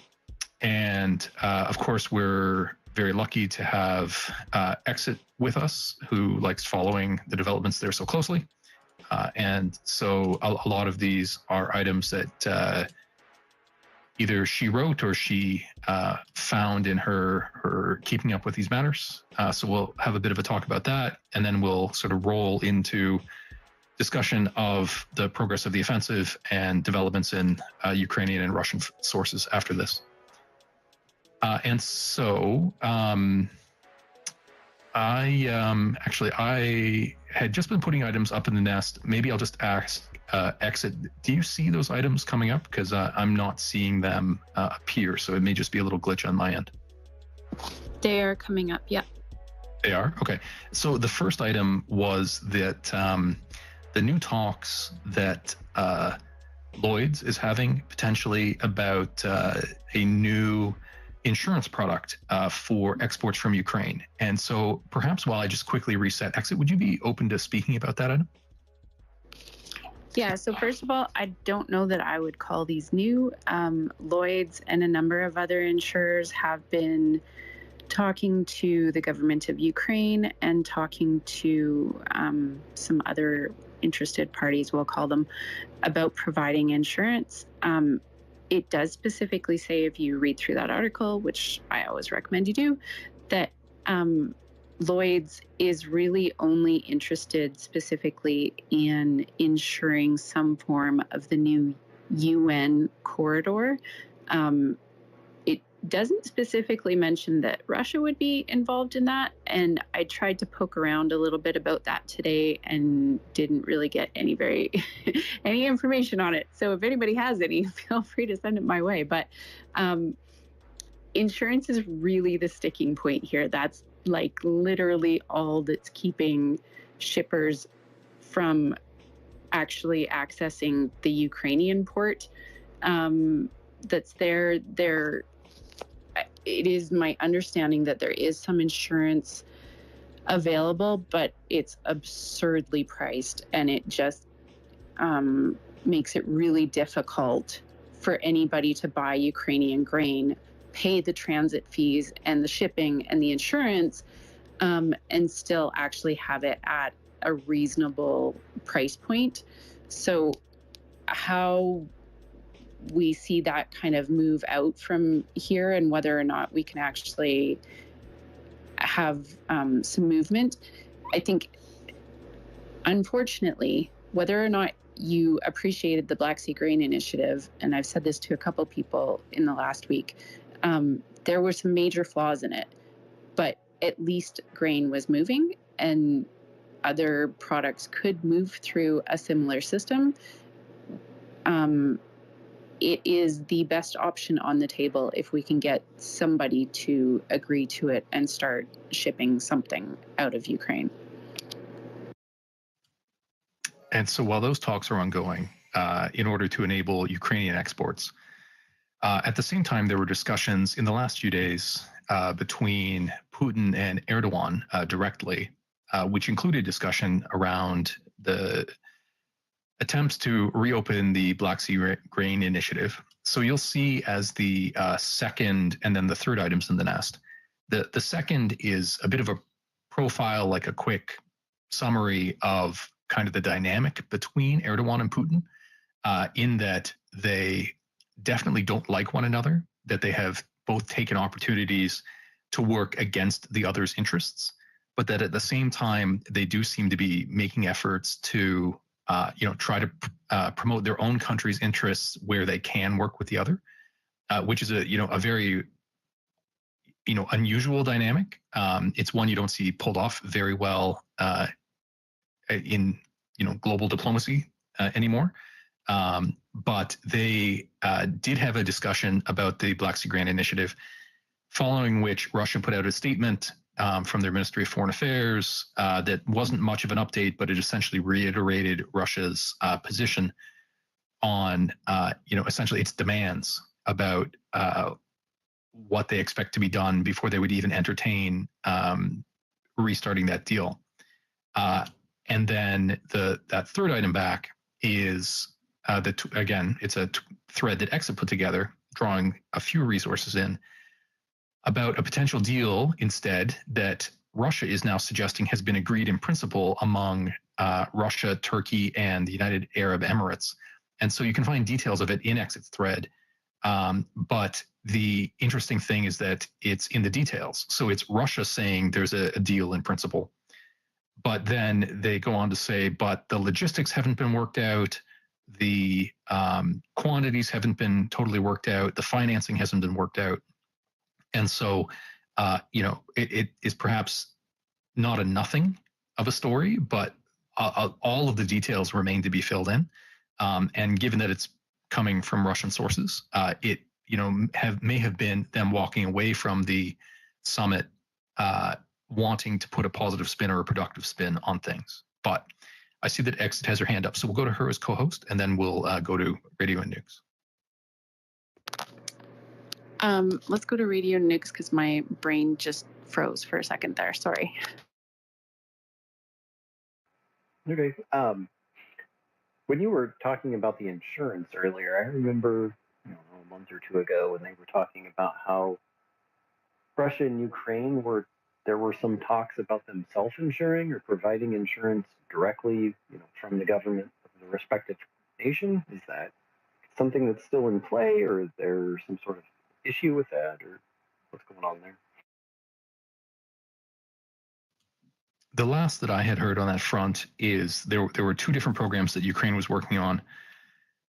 One of which was like an emergency backstop, to the extent that shippers already had insurance agreements in place, but if they actually were to sustain damage, in connection with the war, and their insurance company refused to pay out, potentially, finding loopholes or depending on the caveats around war coverage, that Ukraine had a smaller emergency fund that they could draw on to pay out interest payments to those who had actually sustained damage.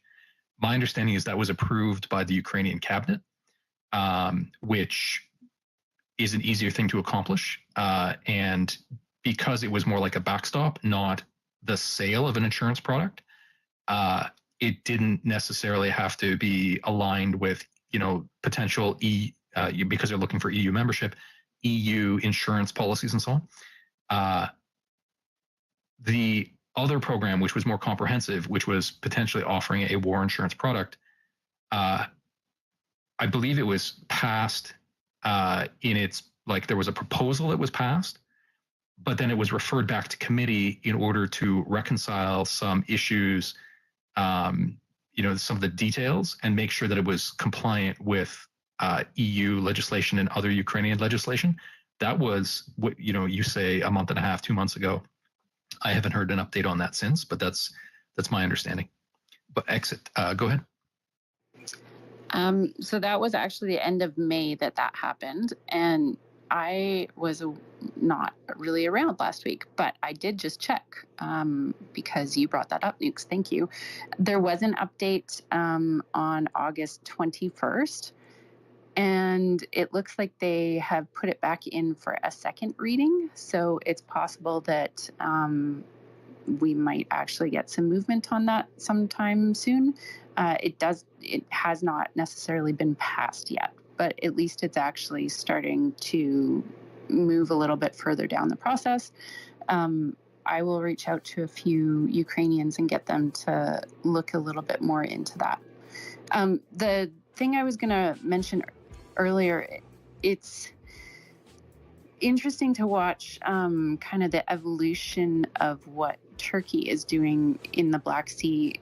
They had been relatively pro-NATO and kind of messaging things that were a little bit more pro-Ukraine coming up to the renewal date, the last renewal date. But since this last meeting with Putin the other day, we've actually watched them be a lot more friendly with Russia and its allies. There was some talk of Azerbaijan and Russia and Turkey working on some things just that came out in the last 2 days. It seems like they're very much fluctuating back and forth. And Erdogan plays for Erdogan is the thing I say over and over and over again. But I'd love to hear anybody else's comments on what they see coming out of Turkey and if it signals anything in particular, because it's been interesting to me to watch that. The grain deals that Russia keeps talking about with other people, with Qatar, and specifically to send grain to the 6 African countries. Those are great if they actually did anything with them, but they still haven't even sent a piece of grain to any of those African countries that came to their conference that they held. And so it just continues to be empty promises that are great for public visibility and great for the hype train that they're trying to build, but they're not actually delivering on any of those things. And so, like a lot of other pieces that we watch them doing, it's a lot of talk. Right. So at this point, all we can really do is keep our eye on reports. It sounds like both Ukraine, in trying to establish its own corridor and insurance for that, and Russia, Turkey, they're working on their deals, but it doesn't seem like any of them have been completely secured. So continuing on with updates, the first item in the nest is just that following the Russian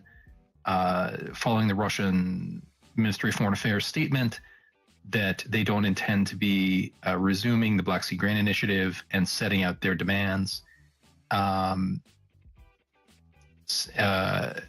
The Ukrainian Foreign Minister Kuleba responded and essentially said that those demands are blackmail. They relate to reconnecting some of the Russian agriculture banks to the SWIFT interbank messaging system, and some changes to sanctions regimes. While Russian agricultural exports are not directly sanctioned, the Russians are saying that there's a sort of a chilling effect that is still limiting the ability of their agricultural producers to complete transactions because Western banks won't deal with them. And so interestingly, when we talk about there is no real scope for negotiation between Russia and Ukraine in the broad sense toward any kind of a settlement, even in this more narrow sense of just the Black Sea Grain Initiative, it looks like there is no overlap in their positions at the moment. The second item in the nest is from Michelle Bachman, who is with Lloyd's. And just because I like data sets, she is noting that she has just updated her list of tankers in the Dark Fleet, noting that it's up now from 486 ships to 539. While that data set is available to Lloyd's subscribers, Michelle and others at Lloyd's have been working with Bellingcat toward tracking theft of Ukrainian grain in the dark fleets. And so occasionally they will include some of that data in reports that they put out. So if you follow Michelle, then hopefully you'll get some insight into that work she has ongoing. Before I continue, I'll just pause and we'll go to Aaron. Thank you. Just wondering if this is having any effect, if anyone knows, is this having an effect on grain prices? Like obviously there's some countries in Africa and Egypt and so forth that would be very vulnerable to fluctuations in prices. Is it, have they got a stockpile, or is it something is there any noticeable change, or is there a predicted change? That's all I've got to ask. Thanks.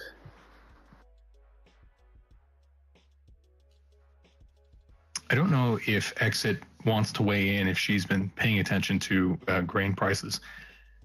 Unfortunately, the last reference I saw to it was from Russia itself in that statement on why they won't be continuing the grain initiative. And they noted that, in fact, grain prices at the moment are down relative to the price that they spiked to just following the invasion. And so they're making the argument that global grain prices haven't been affected by the cessation of the BSGI. But I imagine Exit's going to come in and talk about how it's currently harvest time and that's a time of uncertainty, which may be why prices don't necessarily reflect reality, or there isn't certainty in the price yet, which may change in just a couple of weeks or months. But go ahead, Exit. I hadn't looked this week yet, but I just looked up the futures prices. They're not moving very much, which is what I expected. As Michael pointed out, it's harvest time for a good portion of the northern hemisphere. There is some drought concerns in the southern hemisphere, but because people are just kind of waiting to see what you're actually taking off the field in the northern hemisphere. There's just kind of so many things in play right now that you don't see the same kind of price fluctuations that you might see after harvest is done. And people actually know exactly how much grain there is out there to be purchased. Until there's a little bit more certainty on that, these kind of events won't generally have as much of an effect on price as they might have like last year when the full-scale invasion actually started. So we'll keep an eye on it. Thanks for your question, Aaron. It's always a good one to ask. What are the impacts at the moment? And I know that there are other things happening in the world. I know that India has some limits on exports of rice and so on. And so, this always happens in a larger global context. But Exit stays on top of it regularly, and we'll try and keep bringing it forward in our spaces. Hand back up. I guess a new speaker, Ranch Hand. Go ahead. Hey, Michael, thanks. I'm sorry, I may be out of order here. I did have a question for Michael if he's ready to answer another one, but if you want to wait, finish your topic, that's cool too. I'm sorry, are you referring to Mike Peterson? So I don't know if Mike is around. Yeah, I see it's still up there, but maybe he's not. I'm here. I can chat if you'd like. Okay, we'll let one more come in, and then we'll keep going on updates generally with the war in Ukraine. Go ahead, Ranchan. Okay, sorry to interrupt your train of thought there. I did have a quick question, or two quick questions. I'm a former naval aviator, retired for a while, but one quick question: What do you assess that the future of Russian tailhook aviation is due, kind of the fragility of the Admiral Kuznetsov? Is it still going to be a thing that they're going to pursue, or is that just kind of a pie in the sky thing that they're going to eventually dump? I think probably what's going to happen there is that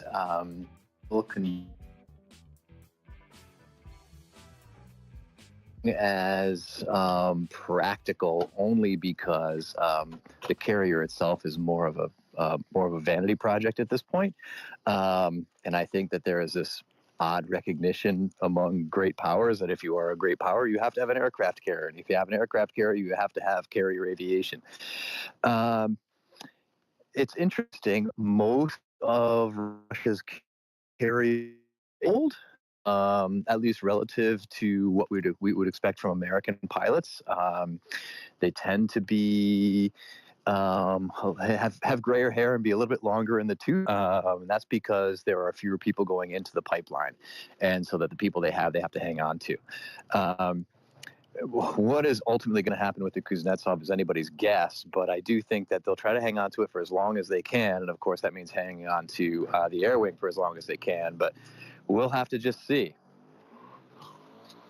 Well, that leads to my second question: Is there been any use of the Su-33 naval flankers, the flanker Ds, in the war, as far as you know?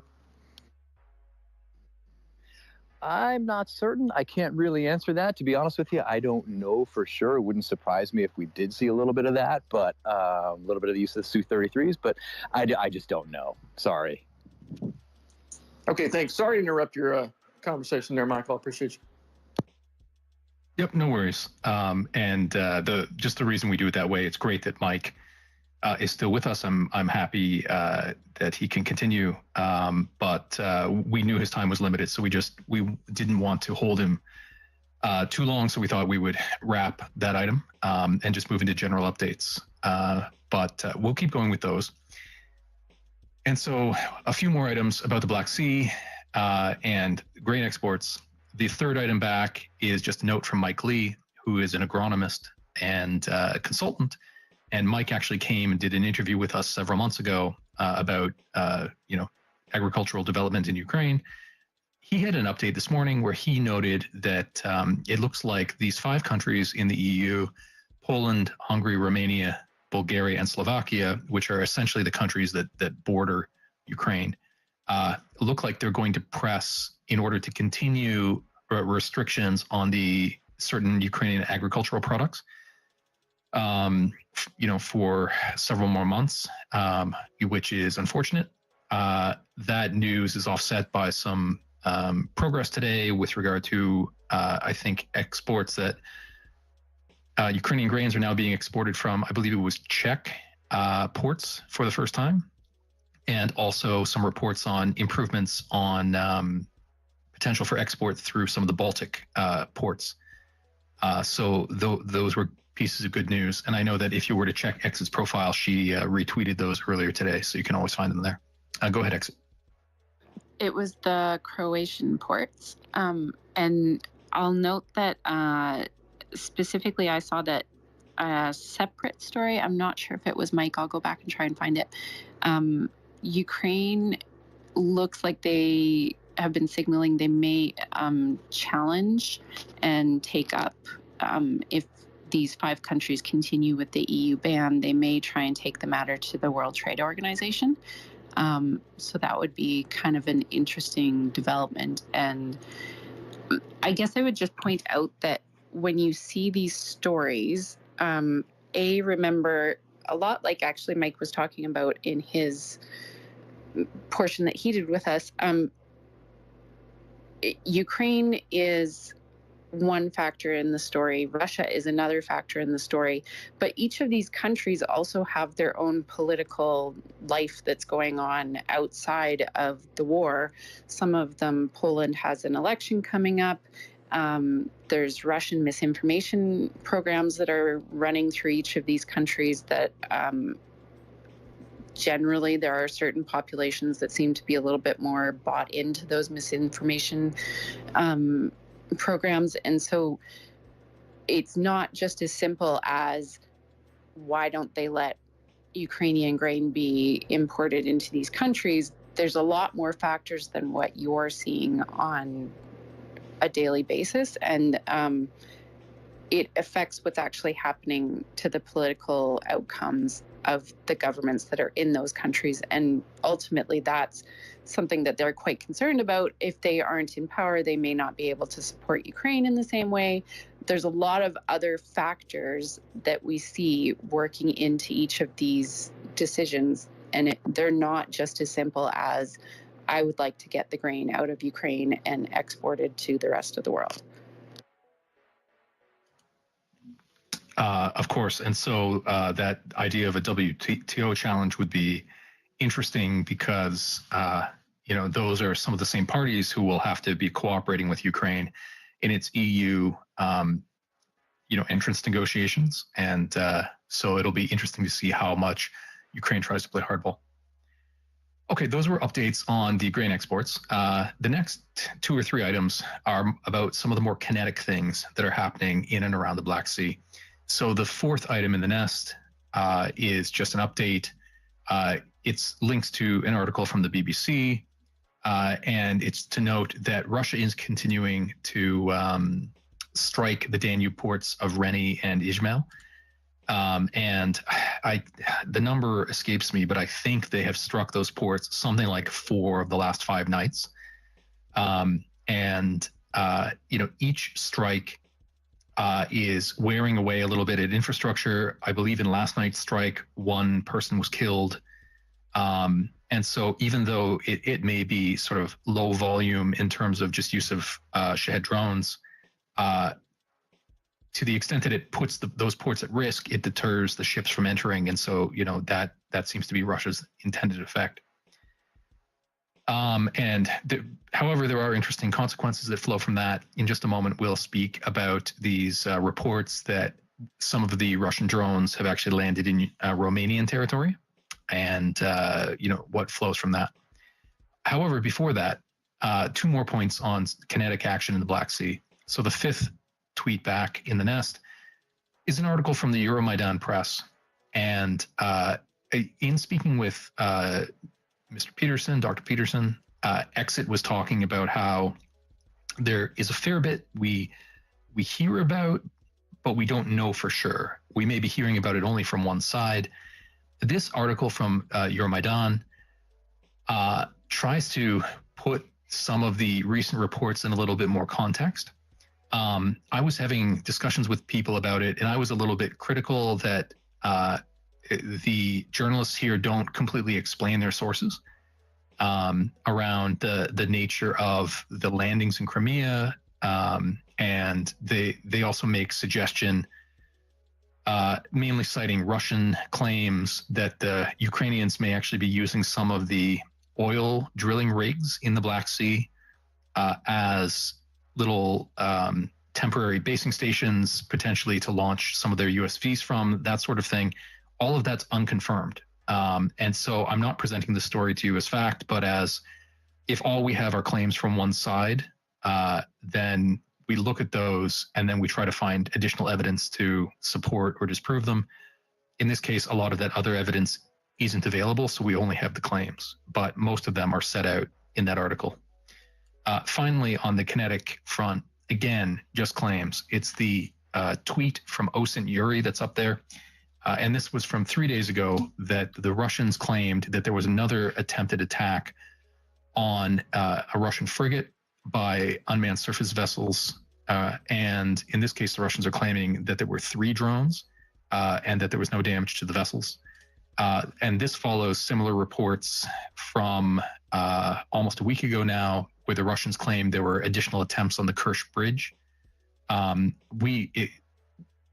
We have not been able to confirm these, and it's unclear if the Russians are sort of padding their resume to say,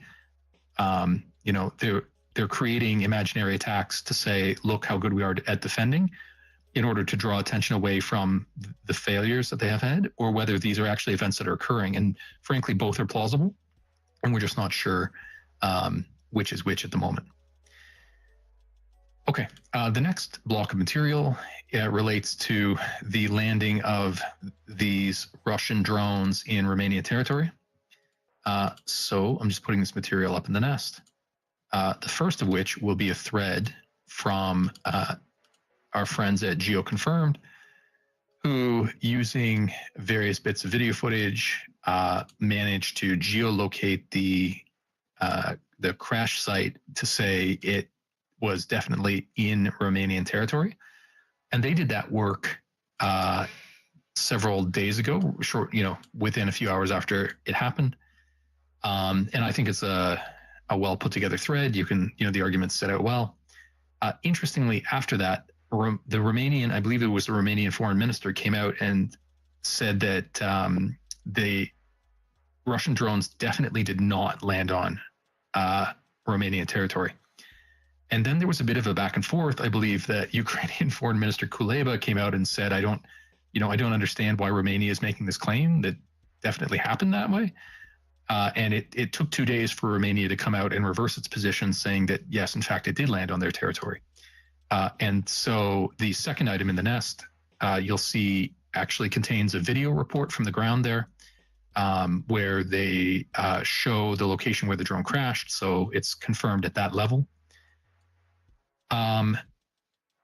Now the question is what flows from this.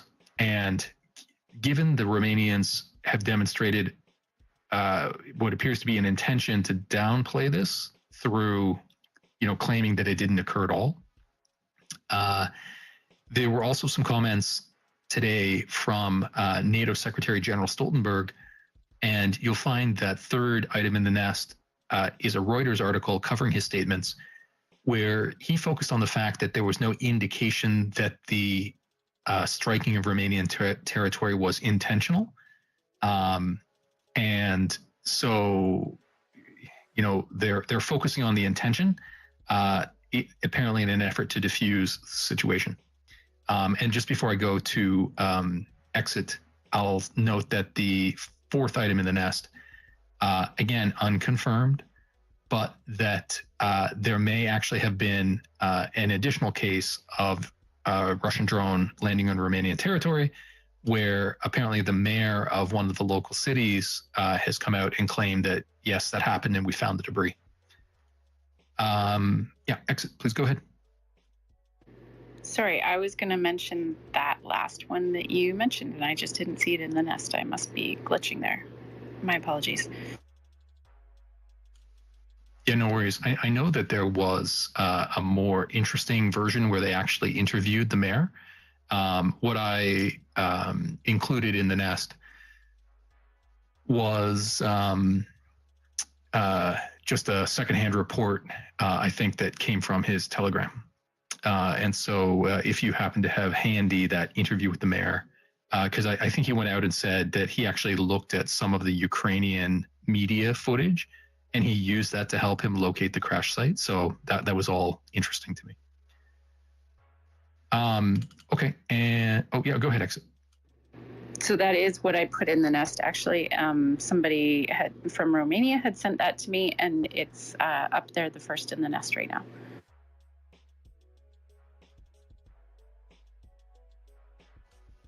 Okay, great. Thanks for that. So I plan at this point to move into just some general updates on the offensive. I'm just putting the material up at the nest at the moment. And the first thing that will appear in the nest in a second is a collection of maps that I put up. Just to remind everybody, our goal is to talk about sort of general themes and give a bit of a progress update if this is one of the main places that you check in on the news. However, we don't intend to be tracking developments on the front line in the sort of detail that the great mapping accounts do. And so I would encourage you to look at them. And as usual, I note that I include a variety of those maps because they have different sources. They have different standards for making changes. They have different tools built in. Some of them will track unit locations and others don't. And so that should appear in the nest in just a moment. But as usual, we've included maps from the Institute for the Study of War. War Mapper, who was actually on vacation for 2 weeks, is back. Andrew Perpetua, DEFMON, Project Owl, Poulet Volant, GeoConfirmed. And we've included the weather report from our friend David Helms, because that's an important bit of context as well. And a reminder that if you want to understand those maps in detail, Andrew Perpetua does do YouTube live streams on Tuesday nights at 8 p.m. and Friday afternoons at 3 p.m., where he live streams, or excuse me, he screen shares his map, and then he'll walk through all the changes in a live stream, which are really informative. So you can tune into that tomorrow afternoon. So in terms of development on the front, it appears to be slow and steady. So that after the maps, which are the first item, the second item in the nest is a tweet from Emil Castellemi, who's one of the main folks over at the Blackbird group. And this was a note that as of 3 days ago, we had been talking as long as a week ago that there were claims the Ukrainians may have bypassed the second set of defensive lines near Verbov. But there was debate about whether it was in fact a breach or just, sort of scouting. But there were reports as of 3 days ago that the Ukrainians had begun to occupy trenches on the opposite side of the defensive lines, indicating that it's a permanent presence. And it's actually progressed since then. So the third item back is the tweet from George Barrows, who's one of the primary analysts at the Institute for the Study of War. And in addition to having passed the lines just to the west of Verbov, you can see in this GIF he's included in his tweet that the Ukrainians appear to have made gains to the north of the city in regions that were much more lightly defended, possibly because Russian logistics lines are slowly being rolled back. So Ukraine is making slow but steady progress in that direction. And then if you wanted a better understanding of the sort of terrain that they're fighting in that area and the nature of the fortification, the fourth item, Tataragami, has done a thread where once again he's translating a tweet by a Ukrainian who's on the front, Alexander Solonko. And there are lots of photos there that show the way that the trenches and fortifications are set up. And he's making the argument that it was much more developed in this region than in most others, and therefore led to heavy fighting. But at least in Alexander's opinion, he's saying, given the development of these defensive lines, the fact that the Ukrainians made progress here, because he's saying these more complex defenses existed both to the north of Robotin and then also to the west of Verbov. And if Ukraine is capturing these more sophisticated defensive lines, then that sounds like it's bad news for the Russians. There was an article that came out in The Guardian about a week ago where a Ukrainian general estimated that the Russians had put about 60% of their effort into developing the first line of defenses and about 20% of their total effort into each of the second and third lines of defenses. And so, as Ukraine works through these, the hope is that the going will get a little bit easier. So moving to the east along the front, there were also reports in the last couple of days that Ukraine had launched some movement toward Novodonetsk and I believe it's Novomayorsk. And these are two cities that will be necessary stepping stones as Ukraine will start to push toward the city of Vuhledar.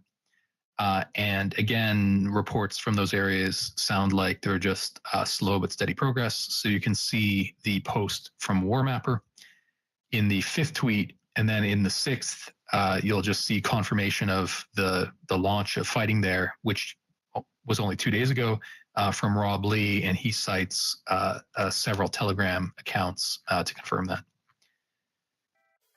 Okay, now let me just find my place. So I also like to include some, quantitative measures of how things are going as they come up. Sometimes I would include Nalcio's ongoing list of losses in the offensive, but Nalcio is on vacation for 2 weeks, so we don't have it this week. But we do have a couple of other interesting sources. So this is sort of points on the grand scale. So the first item that should be up in just a moment is a tweet from War Mapper, and it includes some satellite imagery of the Kakova Reservoir, which I continue to keep an eye on. There was debate about 2 months ago about whether the soil conditions there would change enough to potentially allow Ukraine to attempt a crossing. Certainly they haven't attempted a crossing. There continues to be debate. There were lots of ground photos that showed large portions of it are still very marshy, which might present some challenges, but people are still paying fairly close attention to it.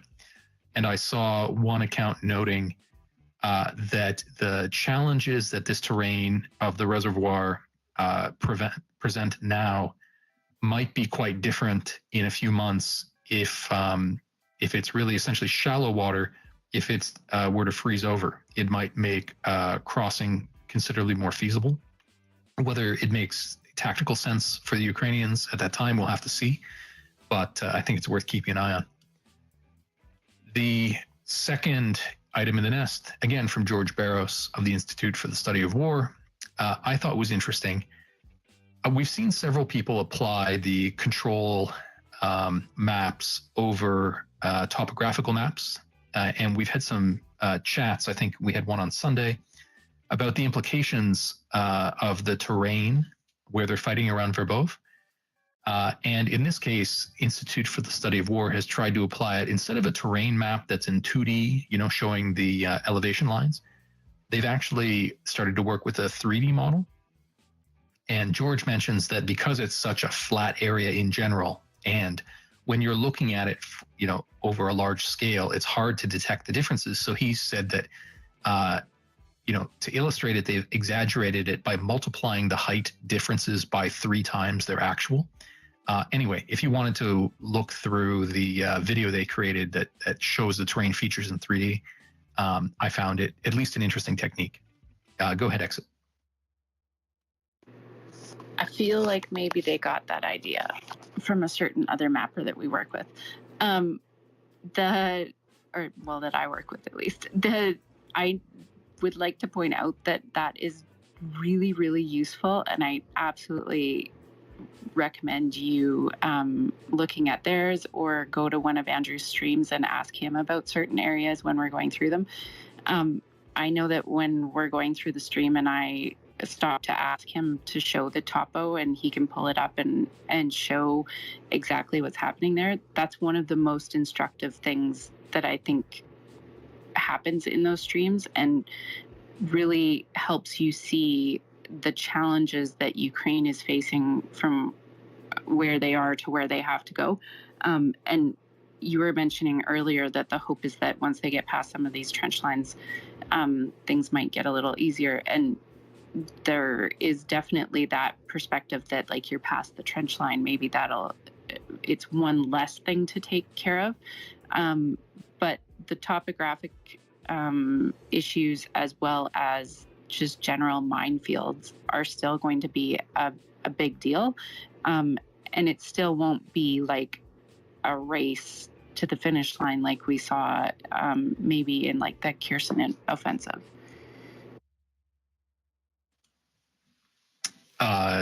Yeah, I definitely hear you on it not being a race. I was heartened a little bit to see some, to the extent that people are following the territorial gains, which I don't think are the critical thing at this point, but seeing the Ukrainians sort of sweep up a little bit larger chunk of territory north of Verbov, was a reminder that the rate of territorial gain is not linear. The progression through the defenses may be, consistent, but that sort of the volume of territory that can be captured once defenses are breached, can move much more quickly.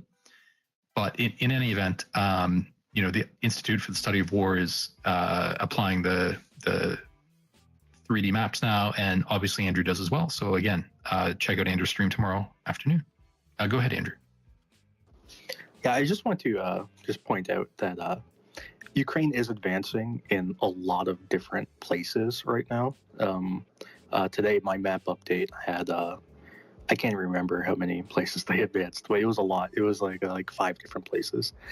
And so it's not just happening in the south. They are actually doing offensives all over the place.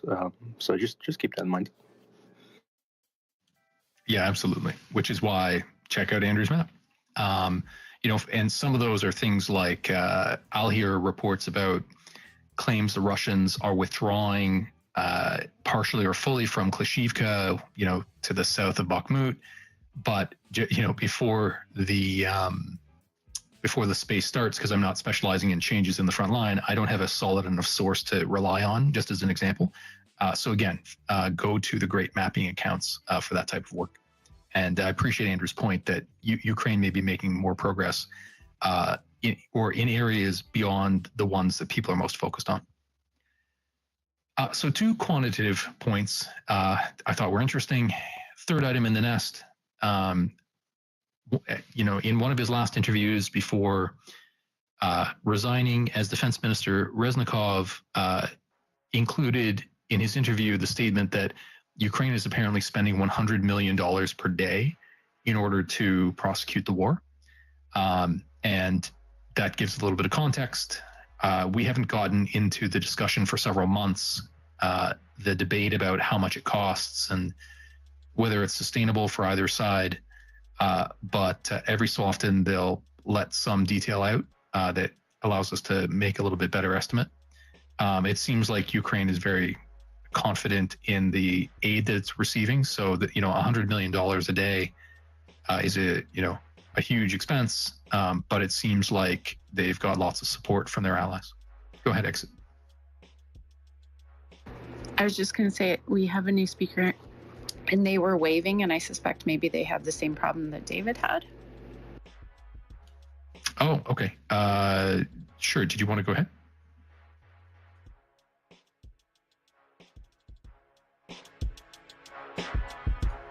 What? Sorry, was it Hoffy Buns as the new speaker?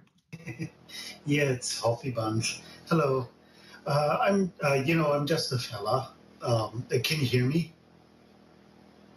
Yep, loud and clear. Okay, perfect. So the way I see, the way I see the whole move down south right now, going the Ukrainian offense, and you hear a lot you hear a lot about it, that it's not progressing enough. But when you see at how many targets they hit every single day, especially all those huge self-propelled grenades, those are the ones that are actually movable when you look at like the smaller like grenade launchers or anything like that. No, I'm talking about the SPGs. For the last I'm not gonna lie, about like a month and a half now, they destroy about 22 of them every single day. And this is actually the big thing that Russia / Soviet Union was known about, artillery. They're losing so much right now, which is good. That means Ukraine will actually have a chance to go deeper a lot faster than was thought of. Everybody thought of Kharkiv offensive or Kherson. The problem is the Russians had half a year to mine the whole fucking thing. Right now over there, I mean, it's minefield. They have like 2-3 freaking tank miles for like 2 square meters.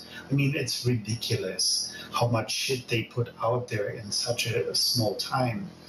But I mean, you have to actually dig it out, explode it, or push through it. But I mean, Ukraine tried to do the push through, and they lost like three Leopard 2 tanks, and everybody's like, oh, this is like a bad offensive. No, I mean, you can't push through that thing. It's just you actually walking through a minefield, and it needs to be cleared and maybe reused. I mean, if you guys paid attention today on Twitter, they're actually reusing the tank mines for freaking drop bombs off of drones. It's amazing. Yeah. And so we do have some video of that and a little bit of background on how those are designed that we'll get to in the section on Ukrainian equipment. So I think a lot of people share your sentiment that the criticism about pace isn't warranted. So, thanks very much for that. It's something I skipped over a little bit earlier, but in connection with your comment about destruction of Russian artillery systems, if you have a look in the nest, Orion Intel has worked with Brady Afric to develop a map setting out the location of the destruction of Russian artillery pieces over the last month or so. And he has 100 of them that he's mapped out. And I know there are other great sites that break these down, but I'm a sucker for a good graphic. So just before that, we mentioned Reznikov saying Ukraine is spending $100 million per day to support the war. The other sort of quantitative point I wanted to note, talking about Russian cost, is if you look at the second item in the nest, Oryx, who has about a month left in his direct involvement in his project before he hands it off to others, noted that Russia has now lost 12,000 vehicles, which I didn't want to let pass because of the insane scale of the accumulated loss in the war. Okay, the next three items, I sort of, in talking about the offensive, I like to mention a couple of items that are sort of the items that are being discussed more widely in the media that may affect the offensive down the line. So the third item up there, it's a tweet from Elon Musk. Don't give me a hard time about using Elon's tweet. it just came up right before the space started, and it had some information that hadn't been covered in a more comprehensive news item yet. So I wanted to put it in there. But Elon was responding here. There was an article written in the New York Times that was uncovering information in a newly published book that gives a little bit more detail about claims of Starlink interference in their satellite access, and particularly Musk's personal engagement in that. And so while there had been claims that access to Starlink had been limited along the front line for a period, there's a more specific claim in this forthcoming book that Musk personally had required Starlink be shut off with regard to some USV attacks, some naval drone attacks. And you'll see in this tweet in the Nest, Musk is responding, and he's saying that the access to Starlink had not actually been turned on in this region around Sevastopol, and that it was being requested to be turned on. So he's essentially saying that there, is a bit of a difference in onus, where they hadn't sort of established the expectation, and that he had intervened to turn it off, but that it had not been turned on, and he opted not to take steps to turn it on. I understand that most of you will think that's not a meaningful distinction, but I wanted to put it out there that this is Musk's angle on it. And I can't recall who it was. I believe it was a Ukrainian politician just before the space launched who came out and said, by Musk refusing to assist the Ukrainians in attacking Russian ships, essentially that enabled the continued launch of missiles against Ukrainian territory, and that there's really no taking a neutral stance in the war when he has become such a central figure. So that's an item that I'm sure has lots of debate. Oh, and it has elicited some hands. Did you want to go ahead, Bloke? Briefly, just to comment on Elon Musk and Medvedev has already posted, an appreciative tweet for Elmo. So I guess he's got friends in the Russian government. But my broader point was about the offensive, and over the past 2 or 3 weeks, I've been throwing my phone against the wall numerous times because we have an expectation, I think, in the West that things should happen more quickly, and that's discounting the way we fight wars, and the way we fight wars is completely different, and the delay and the dithering and the political discourse that occurred over almost a year has led to a slow rolling of equipment for Ukraine to liberate its territory. So we can't look at this with the same eyes that we would look at any war we would fight in the West with Western armies. And that gets me frustrated when I see the articles popping out in the New York Times and so forth. The Ukrainians are fighting without air, without air power. It's incredible what the Ukrainian Air Force has done. And it's actually equally remarkable what the VKS has not done, but it's not the same war. So whatever yardsticks journalists are using are false, right? The only thing that I can say is that there's been enough political dithering for Russian defenders invaders, to build in these defensive lines. And the Ukrainians have to overcome them at great cost.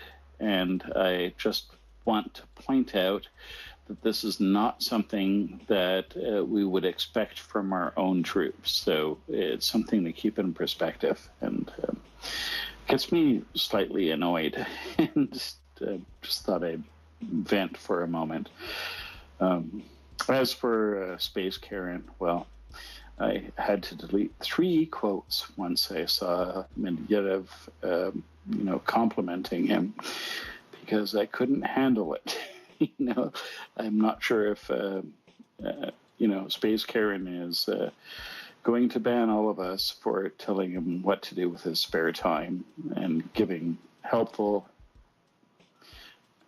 suggestions. Anyway, that's all I wanted to say. To put it in perspective, this is not the same war that you've all been seeing. It's different. And we have to put that in perspective. Ukrainians are liberating their territory without air power at all. And that's a fundamental difference. And I won't even get into the number of mines and defensive positions that the Russians have been able to in place due to political dithering. That's it. Sorry. Yeah, and I suspect we haven't heard the last of developments in this story about Musk's involvement. It sounds like since that time, because these are events that occurred a couple of months ago, it sounds like since that time, workarounds have been developed and expectations have been adjusted. There were reports that the Department of Defense was going to be purchasing several receivers that would have dedicated satellites so that Starlink wouldn't have as much direct control over the operation of those receivers. Well, I think it speaks to a broader issue, actually, that's quite interesting, that these satellite imagery, I especially remember this, used to be a very rare and precious resource, and satellite communications were extremely difficult to develop, and only government entities could do that. So now that we have private corporations that can make that happen, there's a tendency for governments to want to outsource, and I don't think the security risk of that has been fully evaluated. And that's a conversation that I think, Space Karen is bringing up, right? How much could we place in the hands of private industry and expect them to have national security in mind? And I think those are two different things, right? So I'm sure that the policy debate will continue. As for developments on the ground, hopefully it seems like they've reached an understanding as to how Starlink will cooperate with the Ukrainians, even if it may not be as permissive as the Ukrainians would prefer. Correct. Exit, go ahead. They've given them money, right? Yeah. Mm-hmm. Exit, go ahead. So I was just going to say, kind of to Bloke's point, Jacob from Oryx's project had put out a really good thread today responding to that first story, talking about how if you're concerned about these types of things, the real thing to do is to talk to your government about why is it that there's a private group that has taken the time and effort and developed this, and arguably there should be at some point some kind of government version of this. I think that gets into a discussion about what maybe allies, your specific allies, are going to produce. It throws back to what Mike was saying about Russia's ISR capabilities, which are not great with their specific ISR constellation, which is very limited.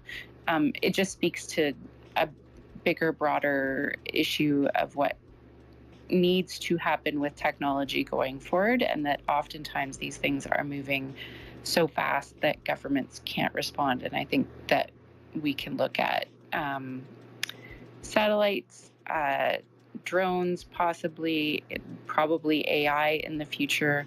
All of those things kind of point to the idea that the evolving nature of technology is something that's very hard for a lot of governments to keep up to. No doubt. Could you give me 30 seconds to just close that? Yeah. 30 seconds to close that. This also goes with social media and the fact that the Russians and the Chinese have had an active social media campaign for over 10 years. And, Western democracies have not really had a response to that. And I would argue that, people will ridicule this idea, but NATO is a response to that, because what we do here is a response to disinformation. And I think it's incredibly important to reclaim that space that is currently occupied by large corporations that are not accountable to people in Western democracies via a vote. And that's what I'll end with. Thank you.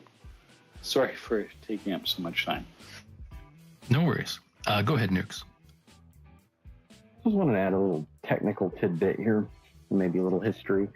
So when cellular telephones first came out, they were essentially analog, and there was no real good means of preemption. And by preemption, I mean when you have a disaster or a national emergency of any kind, the law enforcement, police, fire, even the utilities, all the way up to presidential level national security, didn't have a good way to, if the lines were busy, to essentially knock people off for their priority traffic. Well, after 9/11, things were pushed pretty heavily, and we ended up, we had GITS before, which was the Government Emergency Telecommunications Service, and it got expanded into the Wireless Priority Service, and then, recently you have things like FirstNet, which in the U.S. is a dedicated cellular network for law enforcement and other critical communications. These networks, like Starlink, are where we were with AMPS and the original cellular back in when. The difference is that we are technologically further along as just in general, as a society, as a people, a world, whatever. So preemption is something that is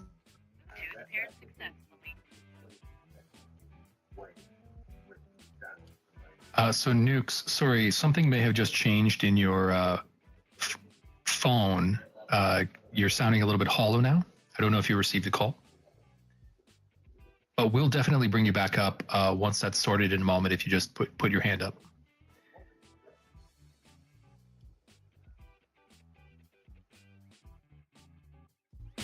Yeah, sorry about that. We get that little technical glitches from time to time.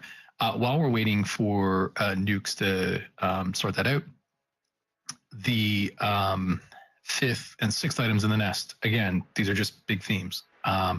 Essentially, I'm going to highlight them to you as items you might be interested in reading. The fifth back is from the Wall Street Journal, and it's making the argument I'm not seeing made anywhere else that the breaching the defensive lines, which Ukraine appears to have done fairly successfully in occupying territory on the other side, is one type of operation.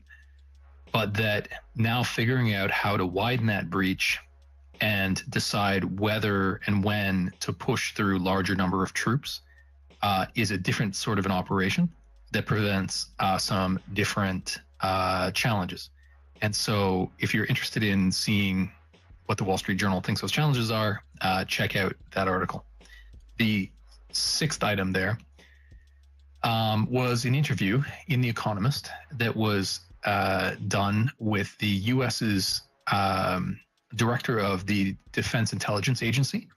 And interestingly, in this interview, he came out and said he believed there was still plenty of opportunity for the Ukrainian offensive to succeed this year. And so it was a fairly optimistic interview. And in case you hadn't heard this before, do check out that article by Shashank Joshi. And then also just discussing the good articles that are overviews of what's happening on the front. I put in the front of the nest. I'm not going to break them out. I had set them up in sort of the resources section, which I've skipped over. But there were some very thoughtful articles in the last few days alone including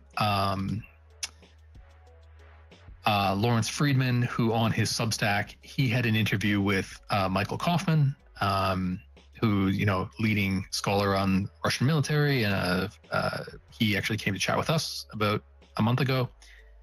And then Kaufman also wrote an article that you'll see there under the phrase perseverance and adaptation.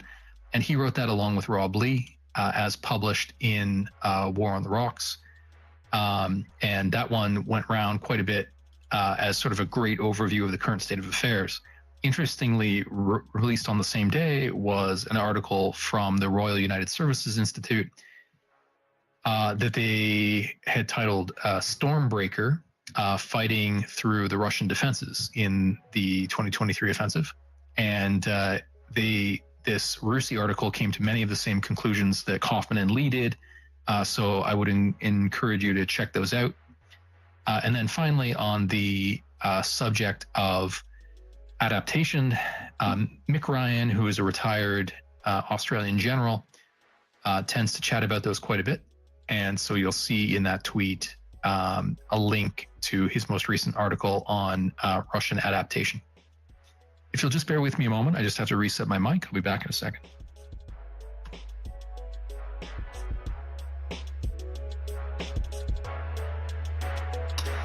And just while Michael is resetting, I'll just reset the space for a second. And if you are appreciating the space, if you can retweet it out, please do feel free to do that. In the lower right-hand corner, there's a purple or black button there. You can hit that and it'll retweet the space. And if you do have any questions for the speakers or raising any updates yourself, please do request the mic and we'll try and bring you back up. Go ahead, Michael. Yep, thanks for that. Occasionally my interface here locks up a little bit and I just have to reset.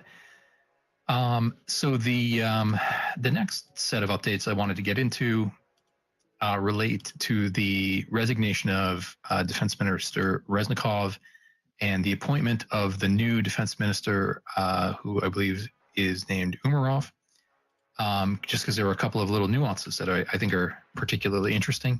I'm just putting that material up in the nest now. The first of which, Reznikov's resignation letter is available in case you wanted to read it. But it seems like, despite the fact that his essentially reassignment is happening sort of in light of these two Ministry of Defense spending scandals, it seems like he as an individual is still, really well respected. And so you can see that in the first item up there in the nest, it shows that the Rada, so the Ukrainian parliament, when he went up to tender his resignation, gave him a standing ovation. Ukraine gave him several highlights. He got lots of well wishes. There was the second item in the nest is a graphic put out by the Defense Ministry that I think, probably speaks to his legacy in the role. And so they're saying, thank you to Minister Reznikov. And then they have silhouettes of, many of the most famous systems of equipment that they've received during his tenure, which I think is a testament to his ability to work with allies and, express Ukraine's needs and sort of marshal the goodwill to get all these systems delivered, which is great news. And I have yet to hear specifically where he will be landing. There was speculation about him potentially being justice minister, and there was speculation about him being ambassador to the UK. If anybody has actually heard, come up and let us know. I just haven't seen it yet. There is quite a bit of goodwill as well toward his replacement, Rustem Umerov.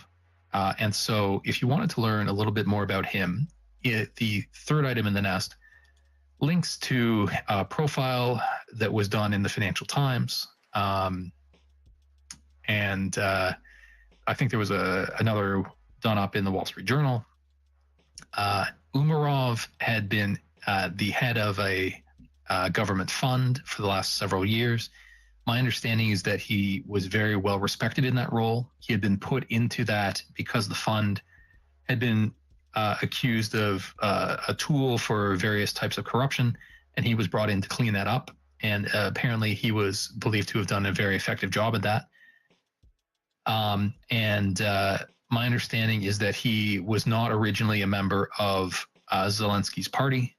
He had actually been in an opposition party and gradually made his way over. And because he is a Crimean Tatar, people are suggesting that he has a unique perspective on it. Apparently he's also a Muslim. And that's been the basis for several people to, highlight the ability of Ukraine to focus on national identity over some of these other, whether regional or religious identities, and to all to come together, which is being highlighted as a good news story. Interestingly, in the fourth item in the nest, you'll see the Ministry of Defense put out a tweet quoting Umarov, who said that, for me, this war didn't begin in 2022 or in 2014. My family, as Crimean Tatar people, began centuries ago. You'll see that he is using that to really inform his perspective. And the suggestion has been made that this strategy of appointing him may also really highlight Ukraine's dedication to liberating Crimea as the key to its victory. And because, if you have a defense minister who is a Crimean Tatar, it's very unlikely that, he'll be considering negotiation to cede any of that territory anytime soon. I think I may have one more point. I'll go to my last point and then I'll go to Jacoby. But the last point, sixth up, back in the nest, that's a article from the Kiev Independent. And interestingly, in here, they say that President Zelensky has assigned Umarov 5 priorities in his new role. So I thought I would just mention them, which are strengthening the role of the Ministry of Defense in the defense sector, which is interesting. It's suggesting maybe closer engagement with manufacturers, putting soldiers as the foremost value, expanding international partnerships, which was really, Reznikov's area of major success, curbing corruption, which is partly why he was appointed, and then through the curbing corruption, namely through the digitalization process, and then reforming the military toward NATO standards, which speaks to their long-term goals. So I thought those 5 priorities were quite interesting. Jacoby, go ahead. I just put in the nest an article from a short article from the Atlantic Council. Speaking of Umarov as an interesting choice from a religious standpoint, we briefly touched on it before, but in that his appointment really kind of by a Jewish president picking a Muslim defense minister goes to the heart of one of Russia's most prevalent propaganda lines of propaganda that, I don't really want to speak to the language that they use, but it's one of the slurs that they use quite a bit. And it strikes at the heart of that. And which is interesting because there have been several articles written and evidence of the Kremlin trying to curry favor in a certain way among Muslim factions, and at the same time, also trying to recruit Muslim minorities into the military. And so this just kind of speaks to various different religious factions, not just Christian religious factions, but also tries to bring on board Muslims, and he seems to be, Umarov seems to be a long-time advocate for, not just culturally, but religiously speaking, for Muslims. And I think from what I read also, he remains in the opposition party, one of the opposition parties to Zelensky's, and that also makes him quite an interesting choice, because he's very highly regarded, but it's, politically of a different persuasion. So it'll be interesting to see how this, I'm sure it's not going to cause Russia necessarily to adjust its lines of propaganda, but it certainly gives it a good punch in the throat from my standpoint. I'm glad we managed to get to the point where you concluded with punch in the throat in a political, in a narrative sense. Well, I can't really do it in practical application, but I can talk about it. Not yet, anyway. You made reference to the Kremlin line of propaganda about Zelensky's heritage. We may not have time to get to it, but if you were to scroll down in the agenda, I think it might be in part 2. Under the section on diplomacy, Putin made some very pointed comments about ethnicity in the Ukrainian leadership that seemed to be stepping even further toward anti-Semitism than he usually does. Several articles were written. I included one from Dmytro Nakatula, who is a Ukrainian MP, talking about xenophobia in Russia. And given Israel's quite negative reaction to comments that Russian Foreign Minister Lavrov made about Jewish people and allegations about Hitler's background, which were not true. It's interesting to see whether Israel will again step up, given this new, possibly crossing the line into anti-Semitism from Putin. It seems like the further they go off the reservation, the more they're creating enemies for themselves. In any event, it does highlight the contrast between the focus on national interest in Ukraine versus, the way things are being run in Russia. Go ahead, Jacoby, and then we'll get on to some updates about Wagner. Yeah, just one other thought about that is that I think it's interesting. He's also the first, as I read, he's the first Muslim government minister in the history of Ukraine. And so, it will have reverberations throughout Ukraine, probably his appointment and approval by Congress, or by the Ukrainian parliament, excuse me. But I use that, harsh language, I guess, or harsh description, because I think it also makes me think about how, Russia's come so hard with this line of propaganda that it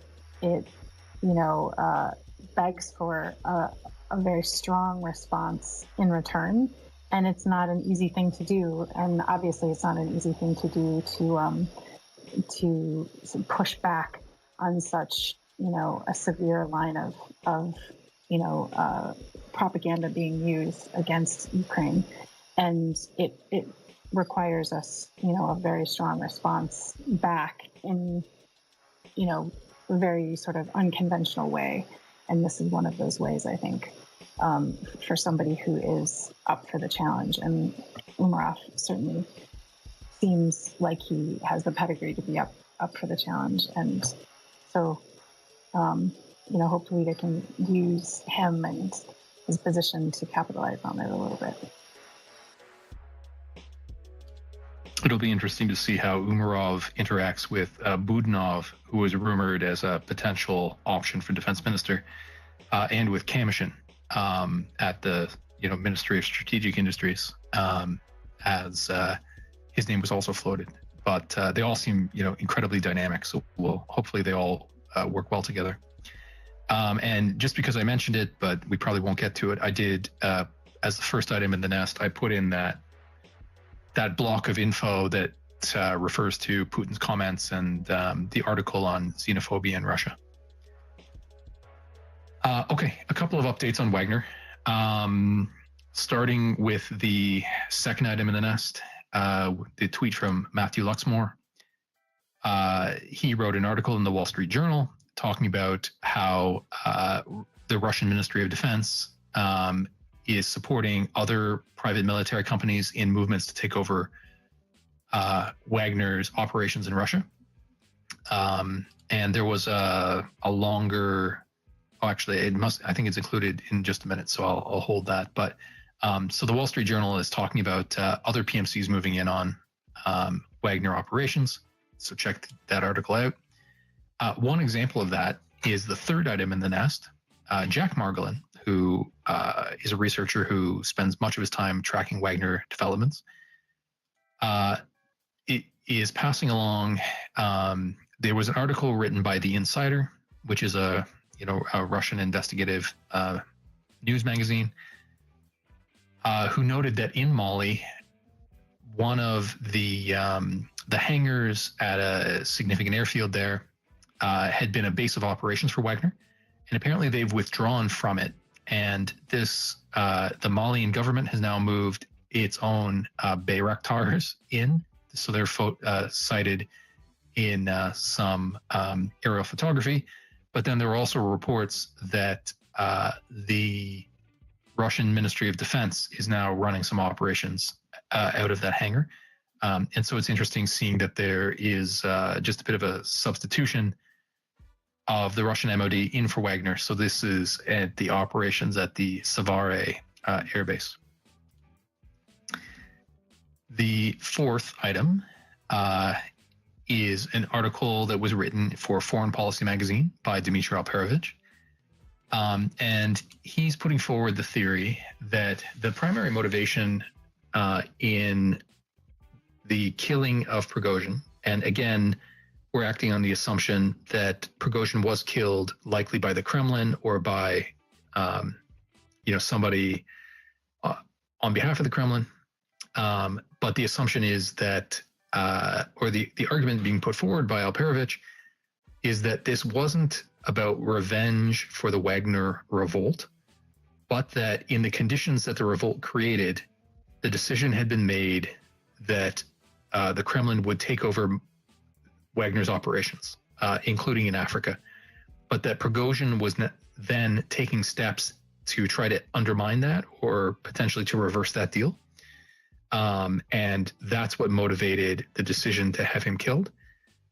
And this is a theory that we discussed, almost immediately in our spaces, almost immediately after the crash, because Prigozhin was just returning from a trip to Africa, and there was speculation that he had gone there to defend Wagner's interests in Africa, and that he was then quickly returning to Moscow in order to meet with Putin to discuss this matter. And so it's all set out in one narrative thread in that foreign policy article, which again is, a little bit of assumption, but it seems like one of the best theories to me at the moment. The fifth item back is, I believe that the draft bill prescribing Wagner as a terrorist entity in the United Kingdom is now available. And this article from the Financial Times and Polina Ivanova has some details on the implications of that, which include that it will now be a criminal offense in order to support or assist Wagner with punishment of up to 14 years in jail. And it will now also be illegal in the United Kingdom to display Wagner's logo, which is interesting. people have pointed out, it seems like this is coming a little bit too late. I would be interested in seeing an analysis about, now that the political capital has been spent in order to prescribe Wagner in this way, whether the UK may pursue similar prescriptions against other Russian private military corporations.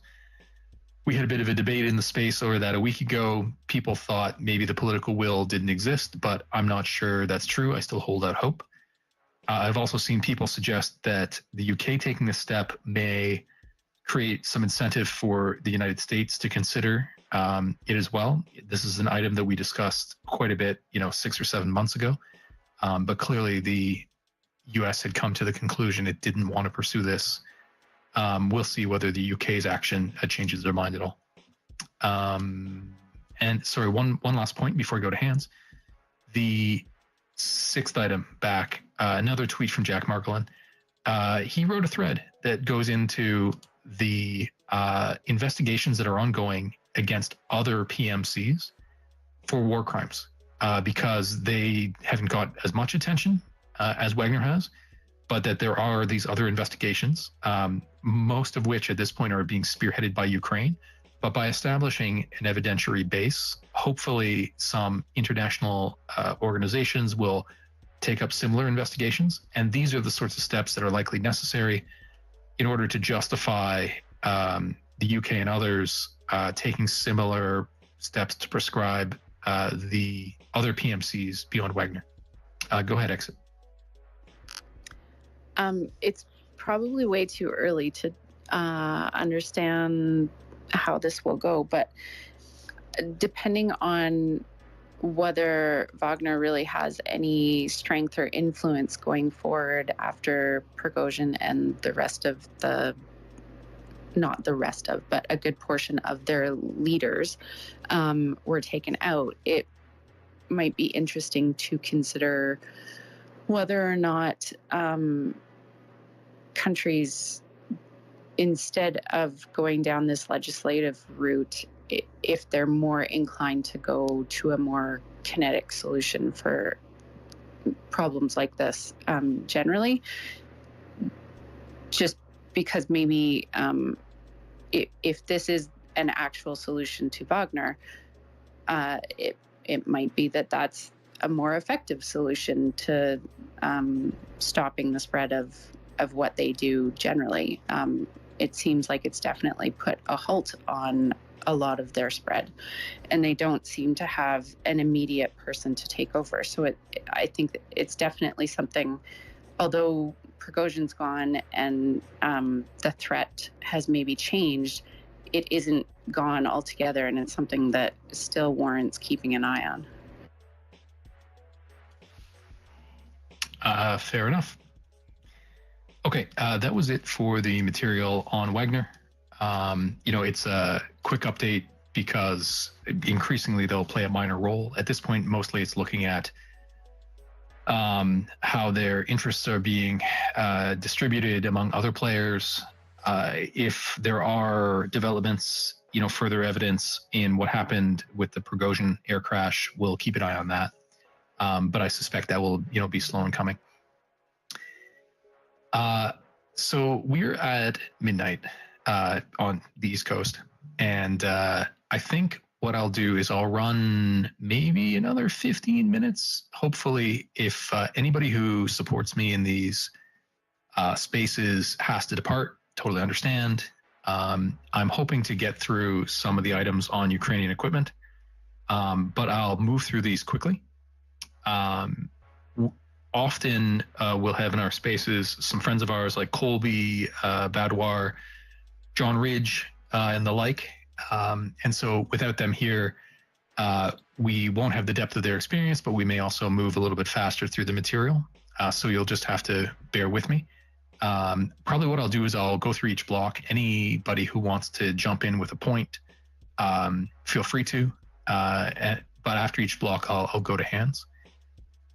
So starting with the first item in the nest, I'm not going to break these out individually. I'll just speak to them. So you'll need to click on the item in the nest in order to see all the elements.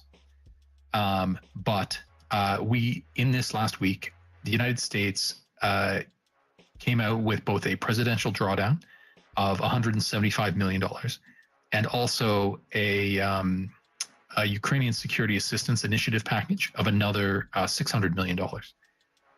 And so in the $600 million package, there were, a variety of items, including lots of ammunition, HIMARS ammunition, artillery ammunition. There was the first item you'll see in the tweet from Colby is equipment to sustain and integrate Ukraine's air defense systems, which we had a little bit of a debate about whether that was referring to the IBCS, which is I think it's the integrated battlefield control system. It's something like that. And it's not clear. The U.S. has been quite cagey about those systems. John Ridge has been highlighting a U.S. statement that they have provided at least one, but it's not clear whether any others are going over or whether that might be a reference to some sort of older Soviet system to integrate air defense. In the $175 million presidential drawdown, the item that caught most people's attention was the provision of depleted uranium rounds for the Abrams tanks. We've discussed depleted uranium at some length before. Russia is making the usual protests, but it's not seeming to have much effect. We'll get to in a moment, but also there was a report that the United States is now considering in a future package sending another round of DPICM cluster munitions, which look like they're having great effect on the battlefield. So that was good news. In this, what was it? I believe the presidential drawdown, the 175 million was actually part of a much larger announcement of aid that totaled just over $1 billion, almost $1.1 billion, of which there was some foreign military financing, $300 million to support Ukrainian law enforcement, and $90 million to support demining. So I don't want it to be lost if we only focus on a military aid that there was actually another $825 million in total assistance in that package. There was a tweet, a graph that was making the rounds today that came out from the Kiel Institute, making the argument that the European Union is now providing twice the total aid to Ukraine that the United States is. I'll just point out that this graph includes both historical and future commitments of aid. And this is what makes up the difference, essentially, because the EU has made longer-term commitments, as have several of their individual members, and that the United States is providing aid, at least at the same rate as the EU to date. It's just that it hasn't come out and made similar long-term commitments. And so I don't think this graph is a very good comparison. And certainly it's used to, shame the U.S. You can make the argument that the U.S. could be doing more, but if the U.S. were to make long-term commitments, then you would probably see quite a different story in the numbers. The last point in this tweet is from Rob Lee, who made an interesting observation, and I connect this to the idea of funding. The fact that it seems like there's a significant correlation between successful Ukrainian brigades and their ability to fundraise through crowdfunding, and that he puts that down partly to the possibility that this may be bits of equipment that Ukraine is not providing directly, including commercial UAVs. And so that's an interesting thought. And that just goes to highlight the importance of, if you want to support Ukraine, you should look to some of the better organizations out there that are crowdfunding and consider supporting them, because it seems like that assistance does make a noticeable difference. Okay, moving to the second item in the nest, trying to move a little bit faster. very quickly. There was an announcement that a final assembly plant for Lockheed Martin may be opened up in Poland. They've signed a memorandum of understanding to investigate that, which is, maybe just part of Poland's military buildup, but also having these centers located closer to Ukraine suggests, greater long-term availability. And so you'll see that several of the items in these tweets relate to this idea of building up some industrial capacity closer, either in Ukraine or closer to Ukraine. You'll also see the link there from Colby highlighted a New York Times article that mentions that additional DPICM will be provided. In terms of building up European industrial capacity, you'll see there's a tweet here about how the European Defense Agency has now signed contracts with 8 different providers for 155 millimeter ammunition, which is good news because this is one of the first joint procurement initiatives. You might not appreciate that it's coming a year and a half into the war, but it now seems like some, rational policies helping to ramp up European ammunition production. On the ammo production front, you'll also see that it has now been announced that Raytheon has ramped up its production of AMRAAM, which are the AIM-120 missiles, to its maximum, and that apparently it's producing nearly 1,200 per year. Whereas historically they had been only manufacturing between 500 and 800. So that's, either a 50% or potentially 100% increase in overall production. And an interesting detail from a USAI announcement that came out a week ago, which included AIM-120 missiles in it, the AMRAAMs. You'll see in the tweet from Colby that apparently the USAI program will actually be purchasing AMRAAMs from other foreign customers and then delivering them to Ukraine. So these are not, that allows greater throughput of missiles because they're not relying on new build. And the fact that they're sort of acting centrally to purchase them from allies is probably a good initiative. Third item back in the nest, you'll see the announcement that Germany is intending to triple its own ammunition purchases, which is good news that they're, coming to their senses on that front. And while that ammo has not yet been dedicated to Ukraine, having the higher capacity makes it possible. You'll see, flowing from that, the second item in this tweet under the phrase German Gepard ammo, that the first delivery of German manufactured Gepard ammo occurred this week. And so the tweet is from German Aid to Ukraine, DE Aid UA. And when Germany originally delivered the Gepards, there was a debate, you might recall, where there's a Swiss manufacturer that makes ammo for the Gepard, but the Swiss refused to export it because of their stance on military neutrality. And ultimately, I think they had to source a bunch of ammunition for the systems from Brazil. But Germany got these lines up and running. And so this first delivery is for 40,000 rounds. The expectation is that over the next year or so, more than 150,000 Gepard rounds will be delivered. And that a total order for 300,000 rounds was put in for about 170 million euro. So interesting details there.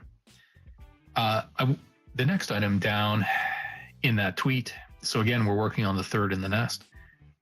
Under the phrase Slinger versus RWS, this is correcting a point that I spoke to on Sunday, where I was repeating a story that came from military in Ukraine, the website Military in Ukraine, that they had purchased 160 of a new counter UAV system called the Slinger.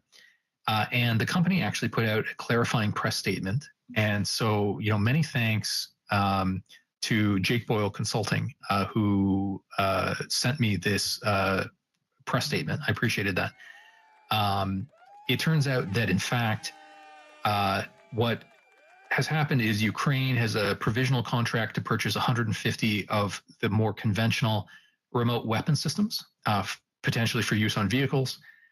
I guess they've just finished testing and evaluation. They haven't made the final purchase yet. It turns out that the more advanced sort of Slinger system for UAVs as a new product, 3 of those systems have been ordered by the United States. And the understanding is that they will be provided to Ukraine, but just wanted to clarify that it's 150 RWS systems, remote weapon systems, and only 3 Slingers at this point. We also saw that, we got word that production of the IRIS-T German air defense system has ramped up. And, or actually, I think IRIS, I don't recall, sorry, if IRIS-T is produced by Germany. I know Germany has provided it. I think it may be a joint French, Italian product. In any event. Deal's a German company. The Franco-Italian one is SAMT. Oh, SAMT. Thanks very much. See, I'm saved. I'm saved by the bell when Colby comes in to join us. Good. Okay. Yeah, so Deal announced that they had now maxed out their production of IRIS-T systems at 8 per year. And that there was 1 new system that is ready and shortly to be delivered to Ukraine. So that's great news.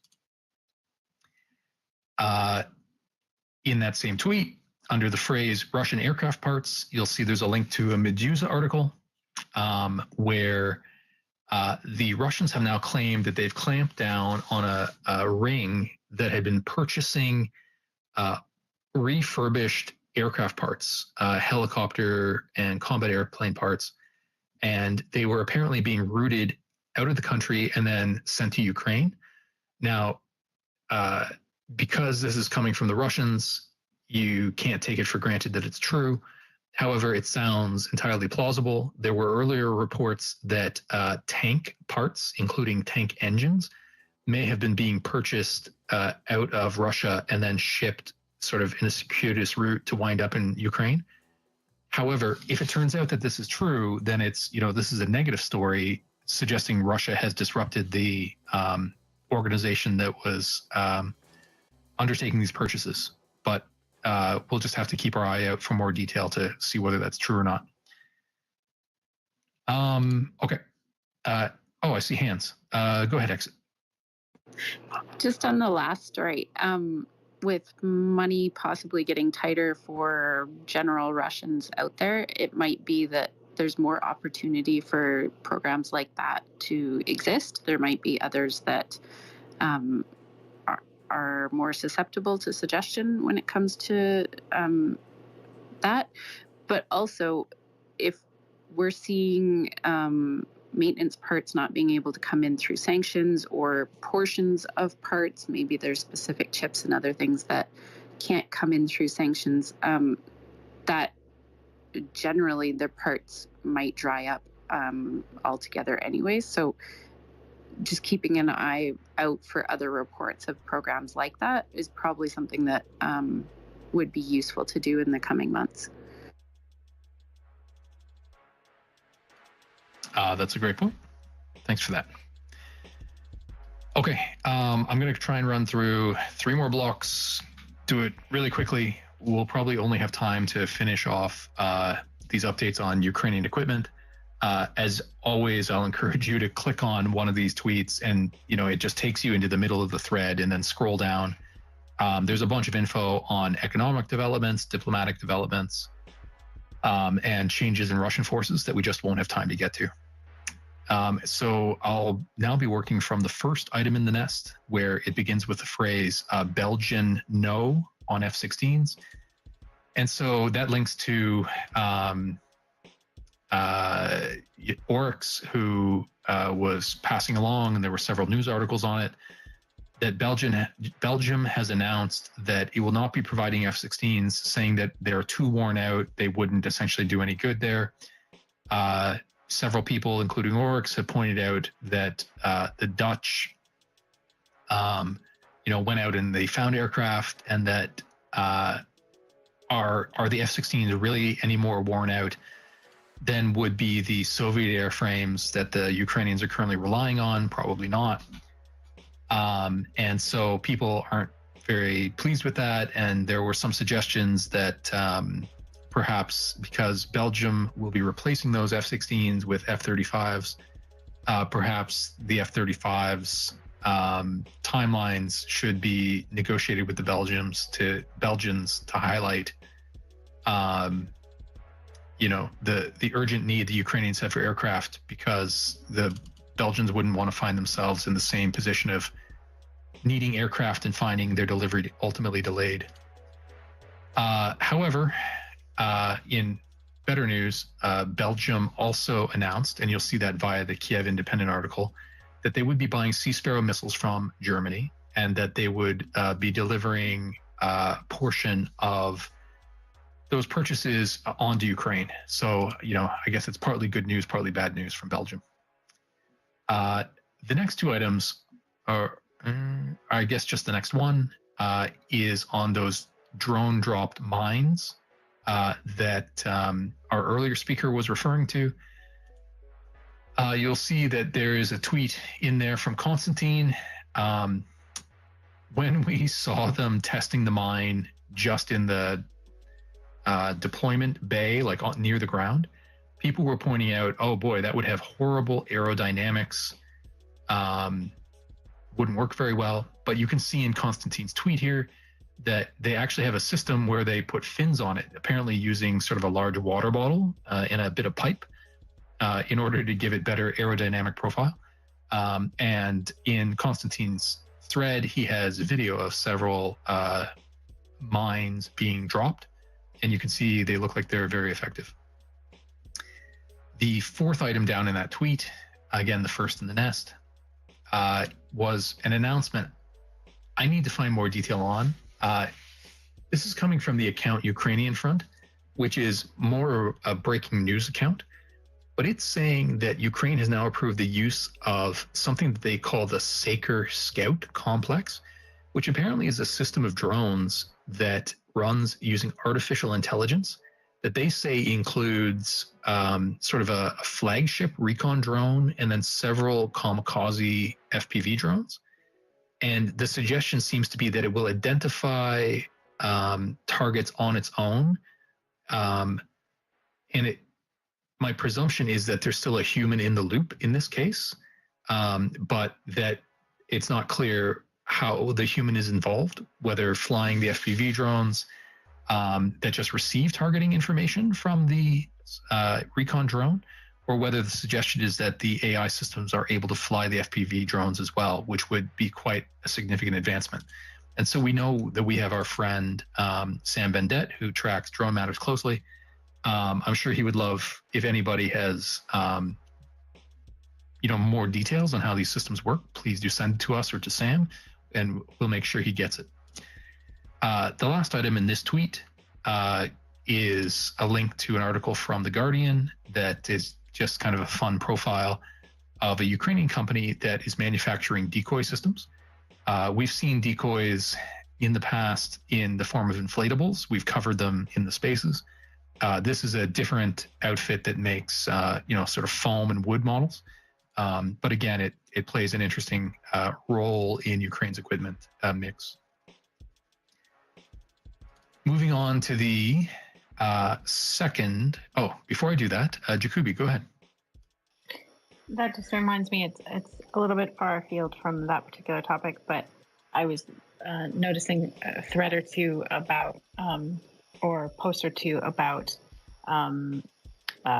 camouflaging ships again, that from the Russian side, and it just made me think of the inflatables and the various different tactics that both sides employ to either camouflage or distort the battlefield. And of those, my inexperienced or uneducated I would have to put painting ships, among on the lower rung of all of those devices or methods of concealment or deception. But the one you list there, much higher on the scale. Sorry, I guess that when I see these stories about inflatables or just these sort of facial tactics being used to camouflage or just subvert the eye, I find it so hard to believe that any of them actually work particularly well. So well, you never. Sort of funny. Sorry, I didn't mean to cut you off. No, that's okay. Go ahead.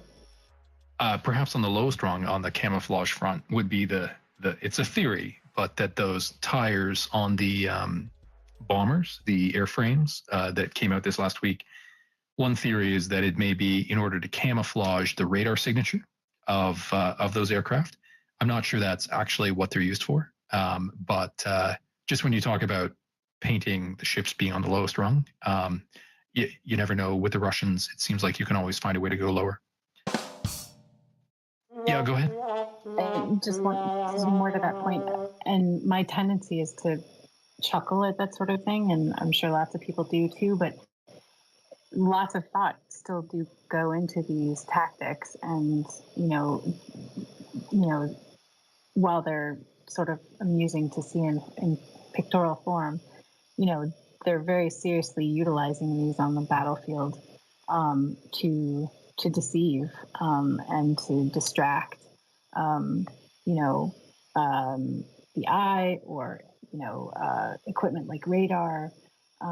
So they're very seriously employing these visual tactics.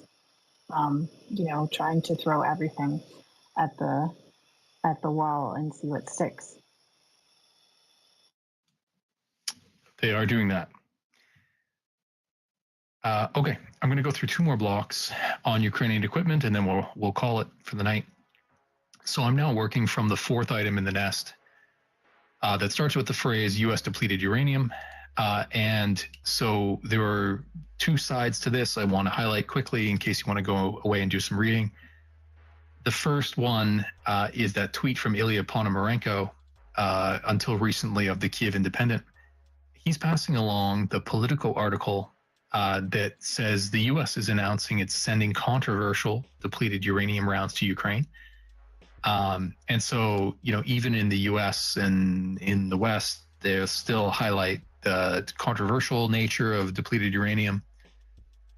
I'll note that Russia continues to beat the drum on these in their statement about refusing to continue or resume the Black Sea Grain Initiative. One of their items was to suggest that Ukraine was planting less wheat because their land had been affected by depleted uranium munitions, which is, absurd.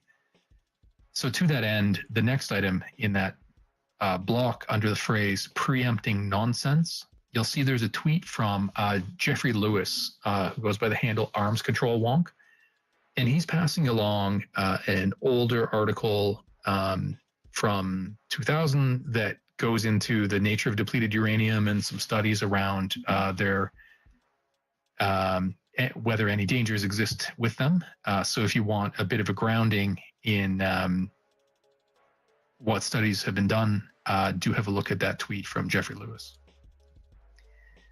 We also got word, you'll see in the tweet from Colby, that the NSM, or Naval Strike Missile, has now been ordered by Poland from Norway, and Poland has been ordering it for its own sake. They've ordered 4 coastal batteries, and I know that in the background there was a bit of a chat about how Polish units break up the batteries, and so you'll see in the second tweet there that it's actually for 4 squadrons, each of which is made up of 2 batteries, so 8 total batteries. and each battery apparently has 3 launchers, is my understanding of it. After a couple of folks weighed in on various sides to try to figure it out, and that Poland would be donating one of those batteries to Ukraine. Which is good news. Any kind of anti-ship capability they can get is great news. Colby, go ahead. Yeah, I'll just say that I don't think it's quite.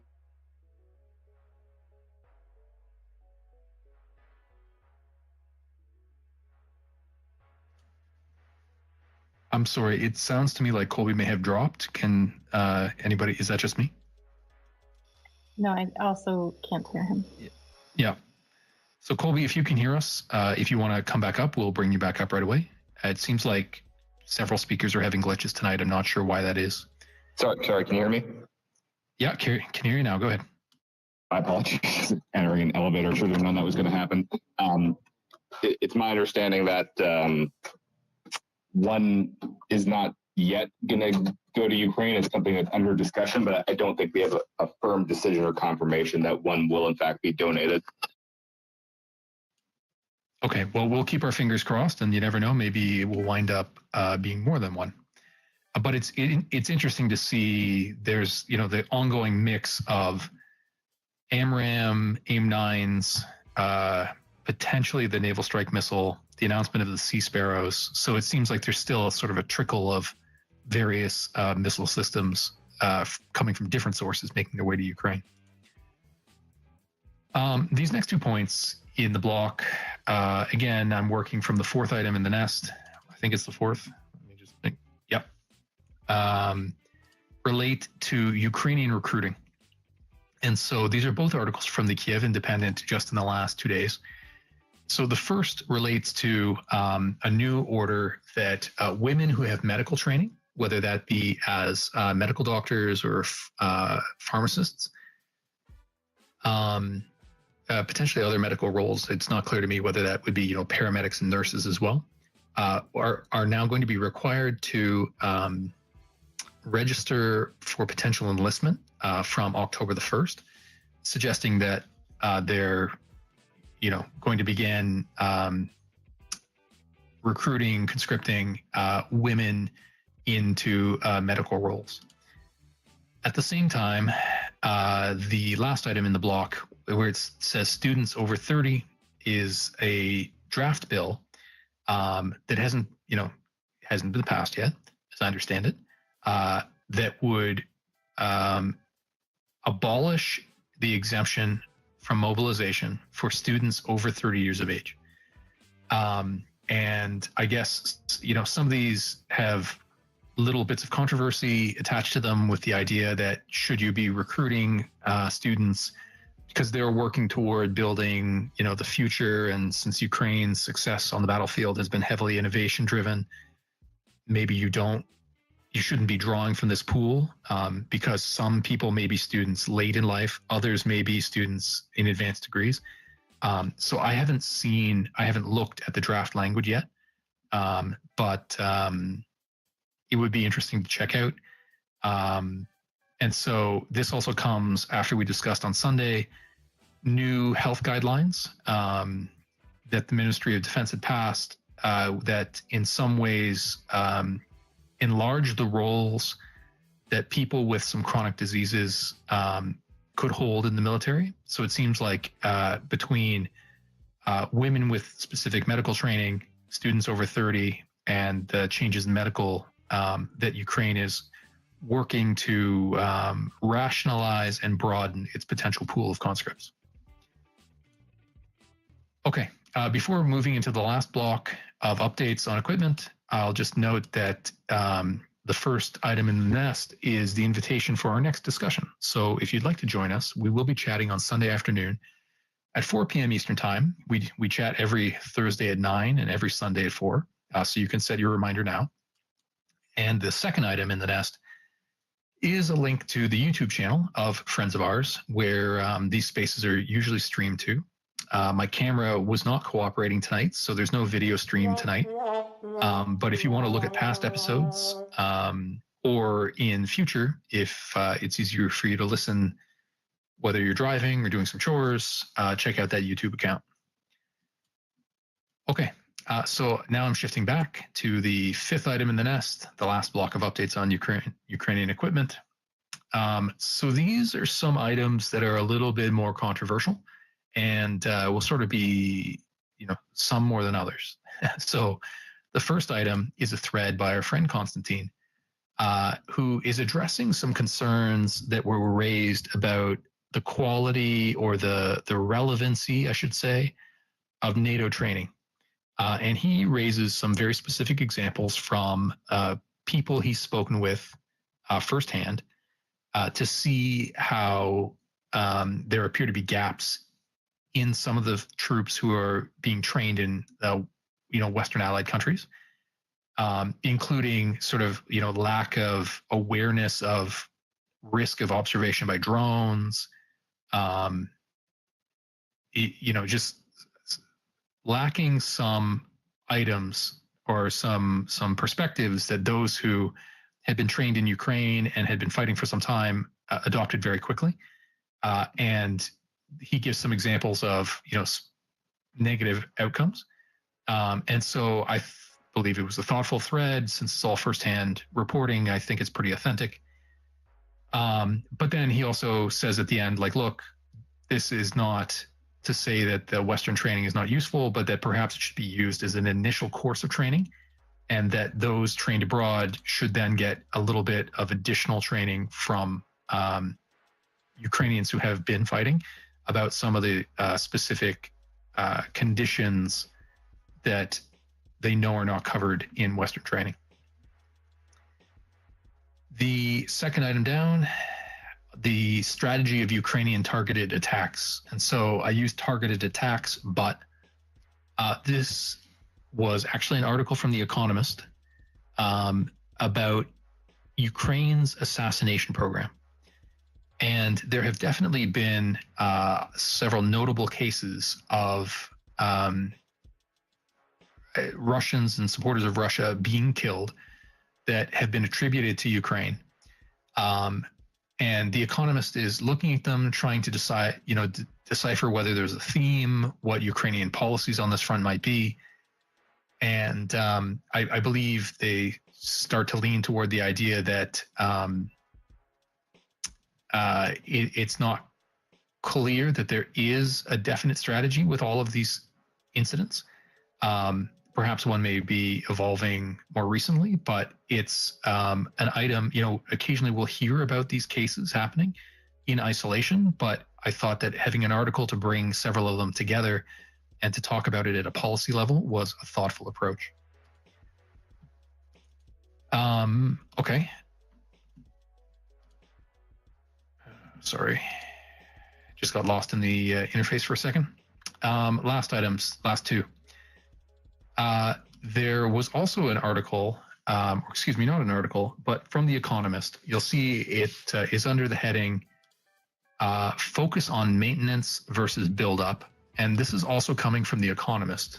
It's a tweet from Shashank Joshi, who's the defense editor there, who he is citing an unnamed Western official. And I know there's been criticism of that in the past, but I think that Joshi tends to treat these thoughtfully.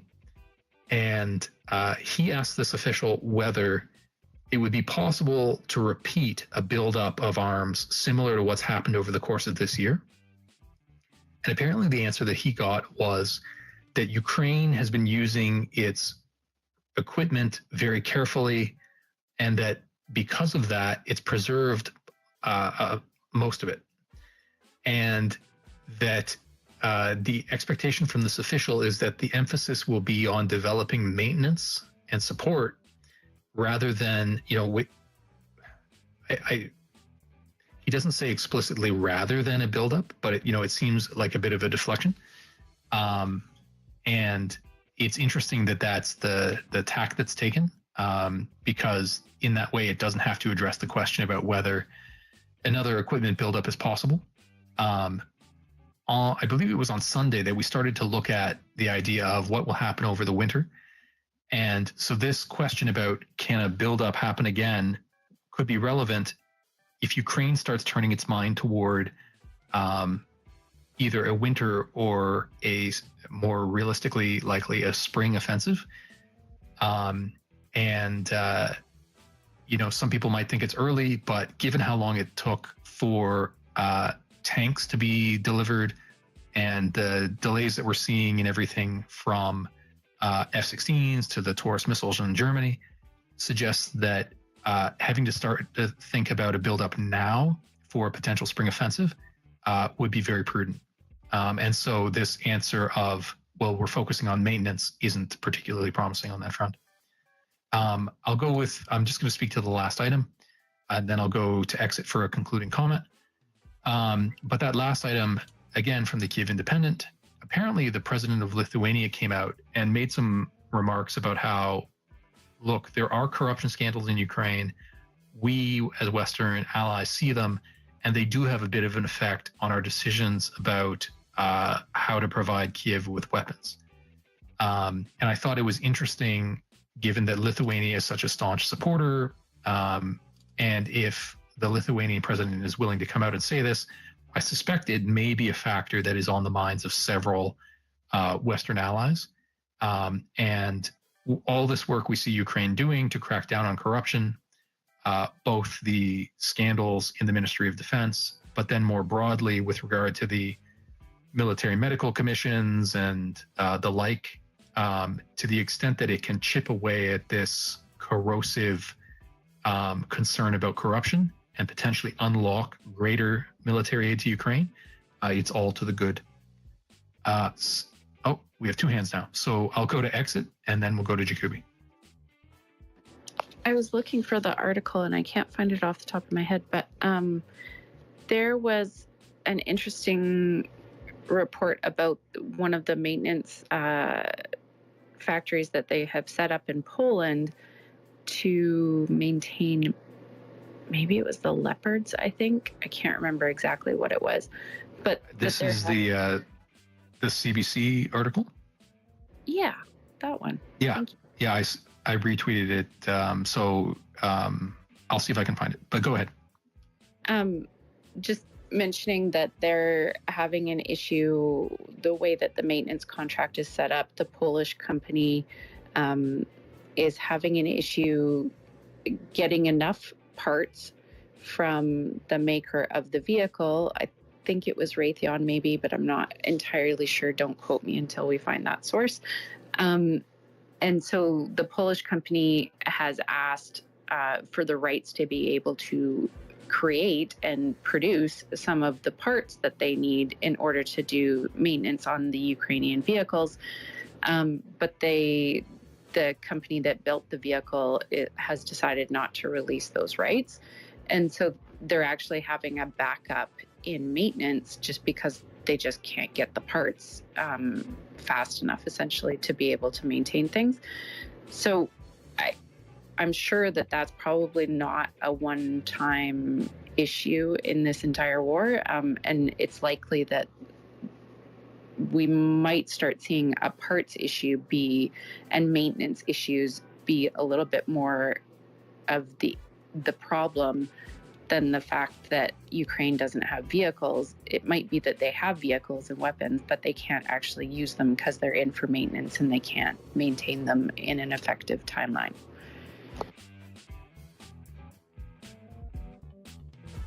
Yeah, fair. I couldn't find that article in a short search, but I'll keep looking in a moment. That dispute over the repair center, as between Germany and Poland, has been a story for more than a month, and a couple of people have written about it, including Germany to Ukraine. And it's not clear who specifically is responsible. I think ultimately Poland and Germany worked out between themselves a deal where I think, I can't remember off the top of my head, but it was something like Leopard 1s would be maintained in Poland and Leopard 2s would be maintained in Germany. Like they sort of split up the maintenance, where older systems, they could work with the intellectual property and have it done in Poland, but the more recent systems would be done in Germany because they couldn't work it out in a way to make it economical. And given it was a CBC article, because the Canadian tanks are affected as well, it was interesting to see, because when it was focused just on the Germany-Poland issue, it didn't contemplate all of these other allies whose tanks might be repaired. And because these countries had promised spare parts and or funds to pay for maintenance. And given that there was this fight, they were sort of all embroiled in it. So it's a good and interesting point. Yeah, and these next few months will likely be when all of those jokes about, oh, these poor Ukrainian maintainers with all these mixed systems, when sort of the rubber hits the road and we actually see, how much those delays affect things. I know there was a tweet from Shashank Joshi just the other day, I think yesterday, that I commented on, where he looked, there's an outfit called the Dupuy Institute here on Twitter. And in one of its recent articles, it said that it believed that there were currently 10 Leopard tanks that were away for maintenance at the same time. So if you think about 10 as a proportion of all the Leopard tanks that have been given, you start to get a sense of, the overhead cost in terms of being down and out of the field. Jacoby, please go ahead.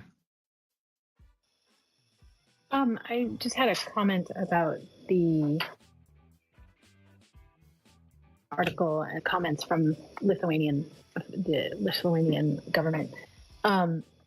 It just makes me think of the drumbeat about corruption, anti-corruption initiatives,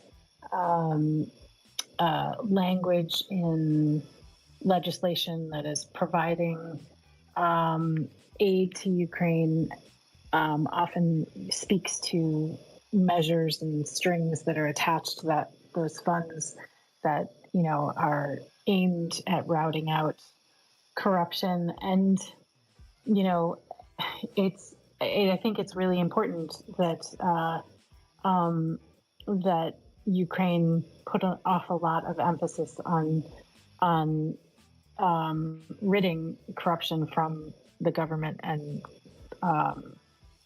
the war wherever it can. But I often think when I see officials talking about it, that it's so very often being included in statements as part of domestic politics. It's very easy to point out how people are failing to maintain a standard, but when you're prosecuting a war against a very formidable foe, even if you're only looking at how many pieces of equipment they have, not necessarily that they're really good at what they do, but it's very easy to point and look at standards and say you have to meet those standards. It's another thing entirely to run a government, try and keep people safe and secure, prosecute a war,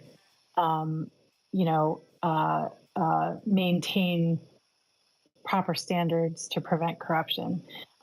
It's an incredible undertaking. And in this day and age, I would, posit, although I don't have the, exact data in front of me, that the corruption that may exist in Ukraine right now is probably, arguably pales in comparison to, decades prior in other states prosecuting a war, and that, they have tools in front of them, digital tools that are being employed to really tamp down on that corruption in ways that have never been utilized before, and that, we should take comfort in that, even though there are still problems that people speak to, and consider that it's often for the consumption of domestic audiences when governments raise the issue. Yeah, fair point. And interestingly, the use of digital methods to crack down on corruption, I thought it was interesting that that was specifically one of the details in the 5 priorities that Zelensky set out for Umerov as the new defense minister, was to crack down on corruption mainly through digitalization processes. And actually, I think today, wasn't it today that Umerov even spoke to the new implementation of a digital identifier that they're going to employ, or that he's bringing out. I forget where I saw it, but he spoke to that specifically. A new resource that is being brought out for that purpose. I hadn't seen that. That's interesting. So I'll make sure to include that in the next set of materials. I'll try and find it if I can. Yeah. Okay. And by the way, that CBC article is up in the nest as well. Exit added it to the nest helpfully right after I did.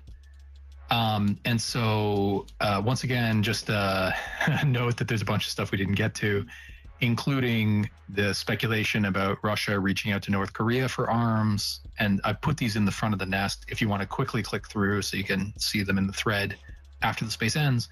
The North Korea connection, where Kim Jong-un is reportedly going to meet in Vladivostok with Putin. There is the revelation that Surovkin's no longer in prison, although he may be under some kind of house arrest, including kind of a cool geolocation of the one photo of him. So that's the second item in the nest. And then finally, the reports that there was a Russian recruiting ring in Cuba that was broken up and announced by the Cuban Foreign Ministry. And that's being dug into by several investigative reporters, including Radio Free Europe. So we may have more on that when we speak next, which, by the way, will be on Sunday afternoon. So hopefully we'll see you guys then. So with that, I think I'll wrap up. Thank you to everybody for coming to chat with us. We had a terrific chat with Mike Peterson, who is an expert on the Russian Navy. We didn't have time to get to all of the questions, so apologies if we didn't get to you. But he seemed very open to coming back and chatting with us again. So hopefully we can set that up. Thanks to everybody who joined as speaker. I think just about everybody who did has been following the war for quite a long time. I'd encourage you to check out their accounts, consider giving them a follow. And then finally, thank you to my co-hosts, to Exit and Jacoby. Without your guys' help, it would be very hard to run these spaces, so thank you. And so with that, hopefully we see you guys on Sunday afternoon. Have a great night.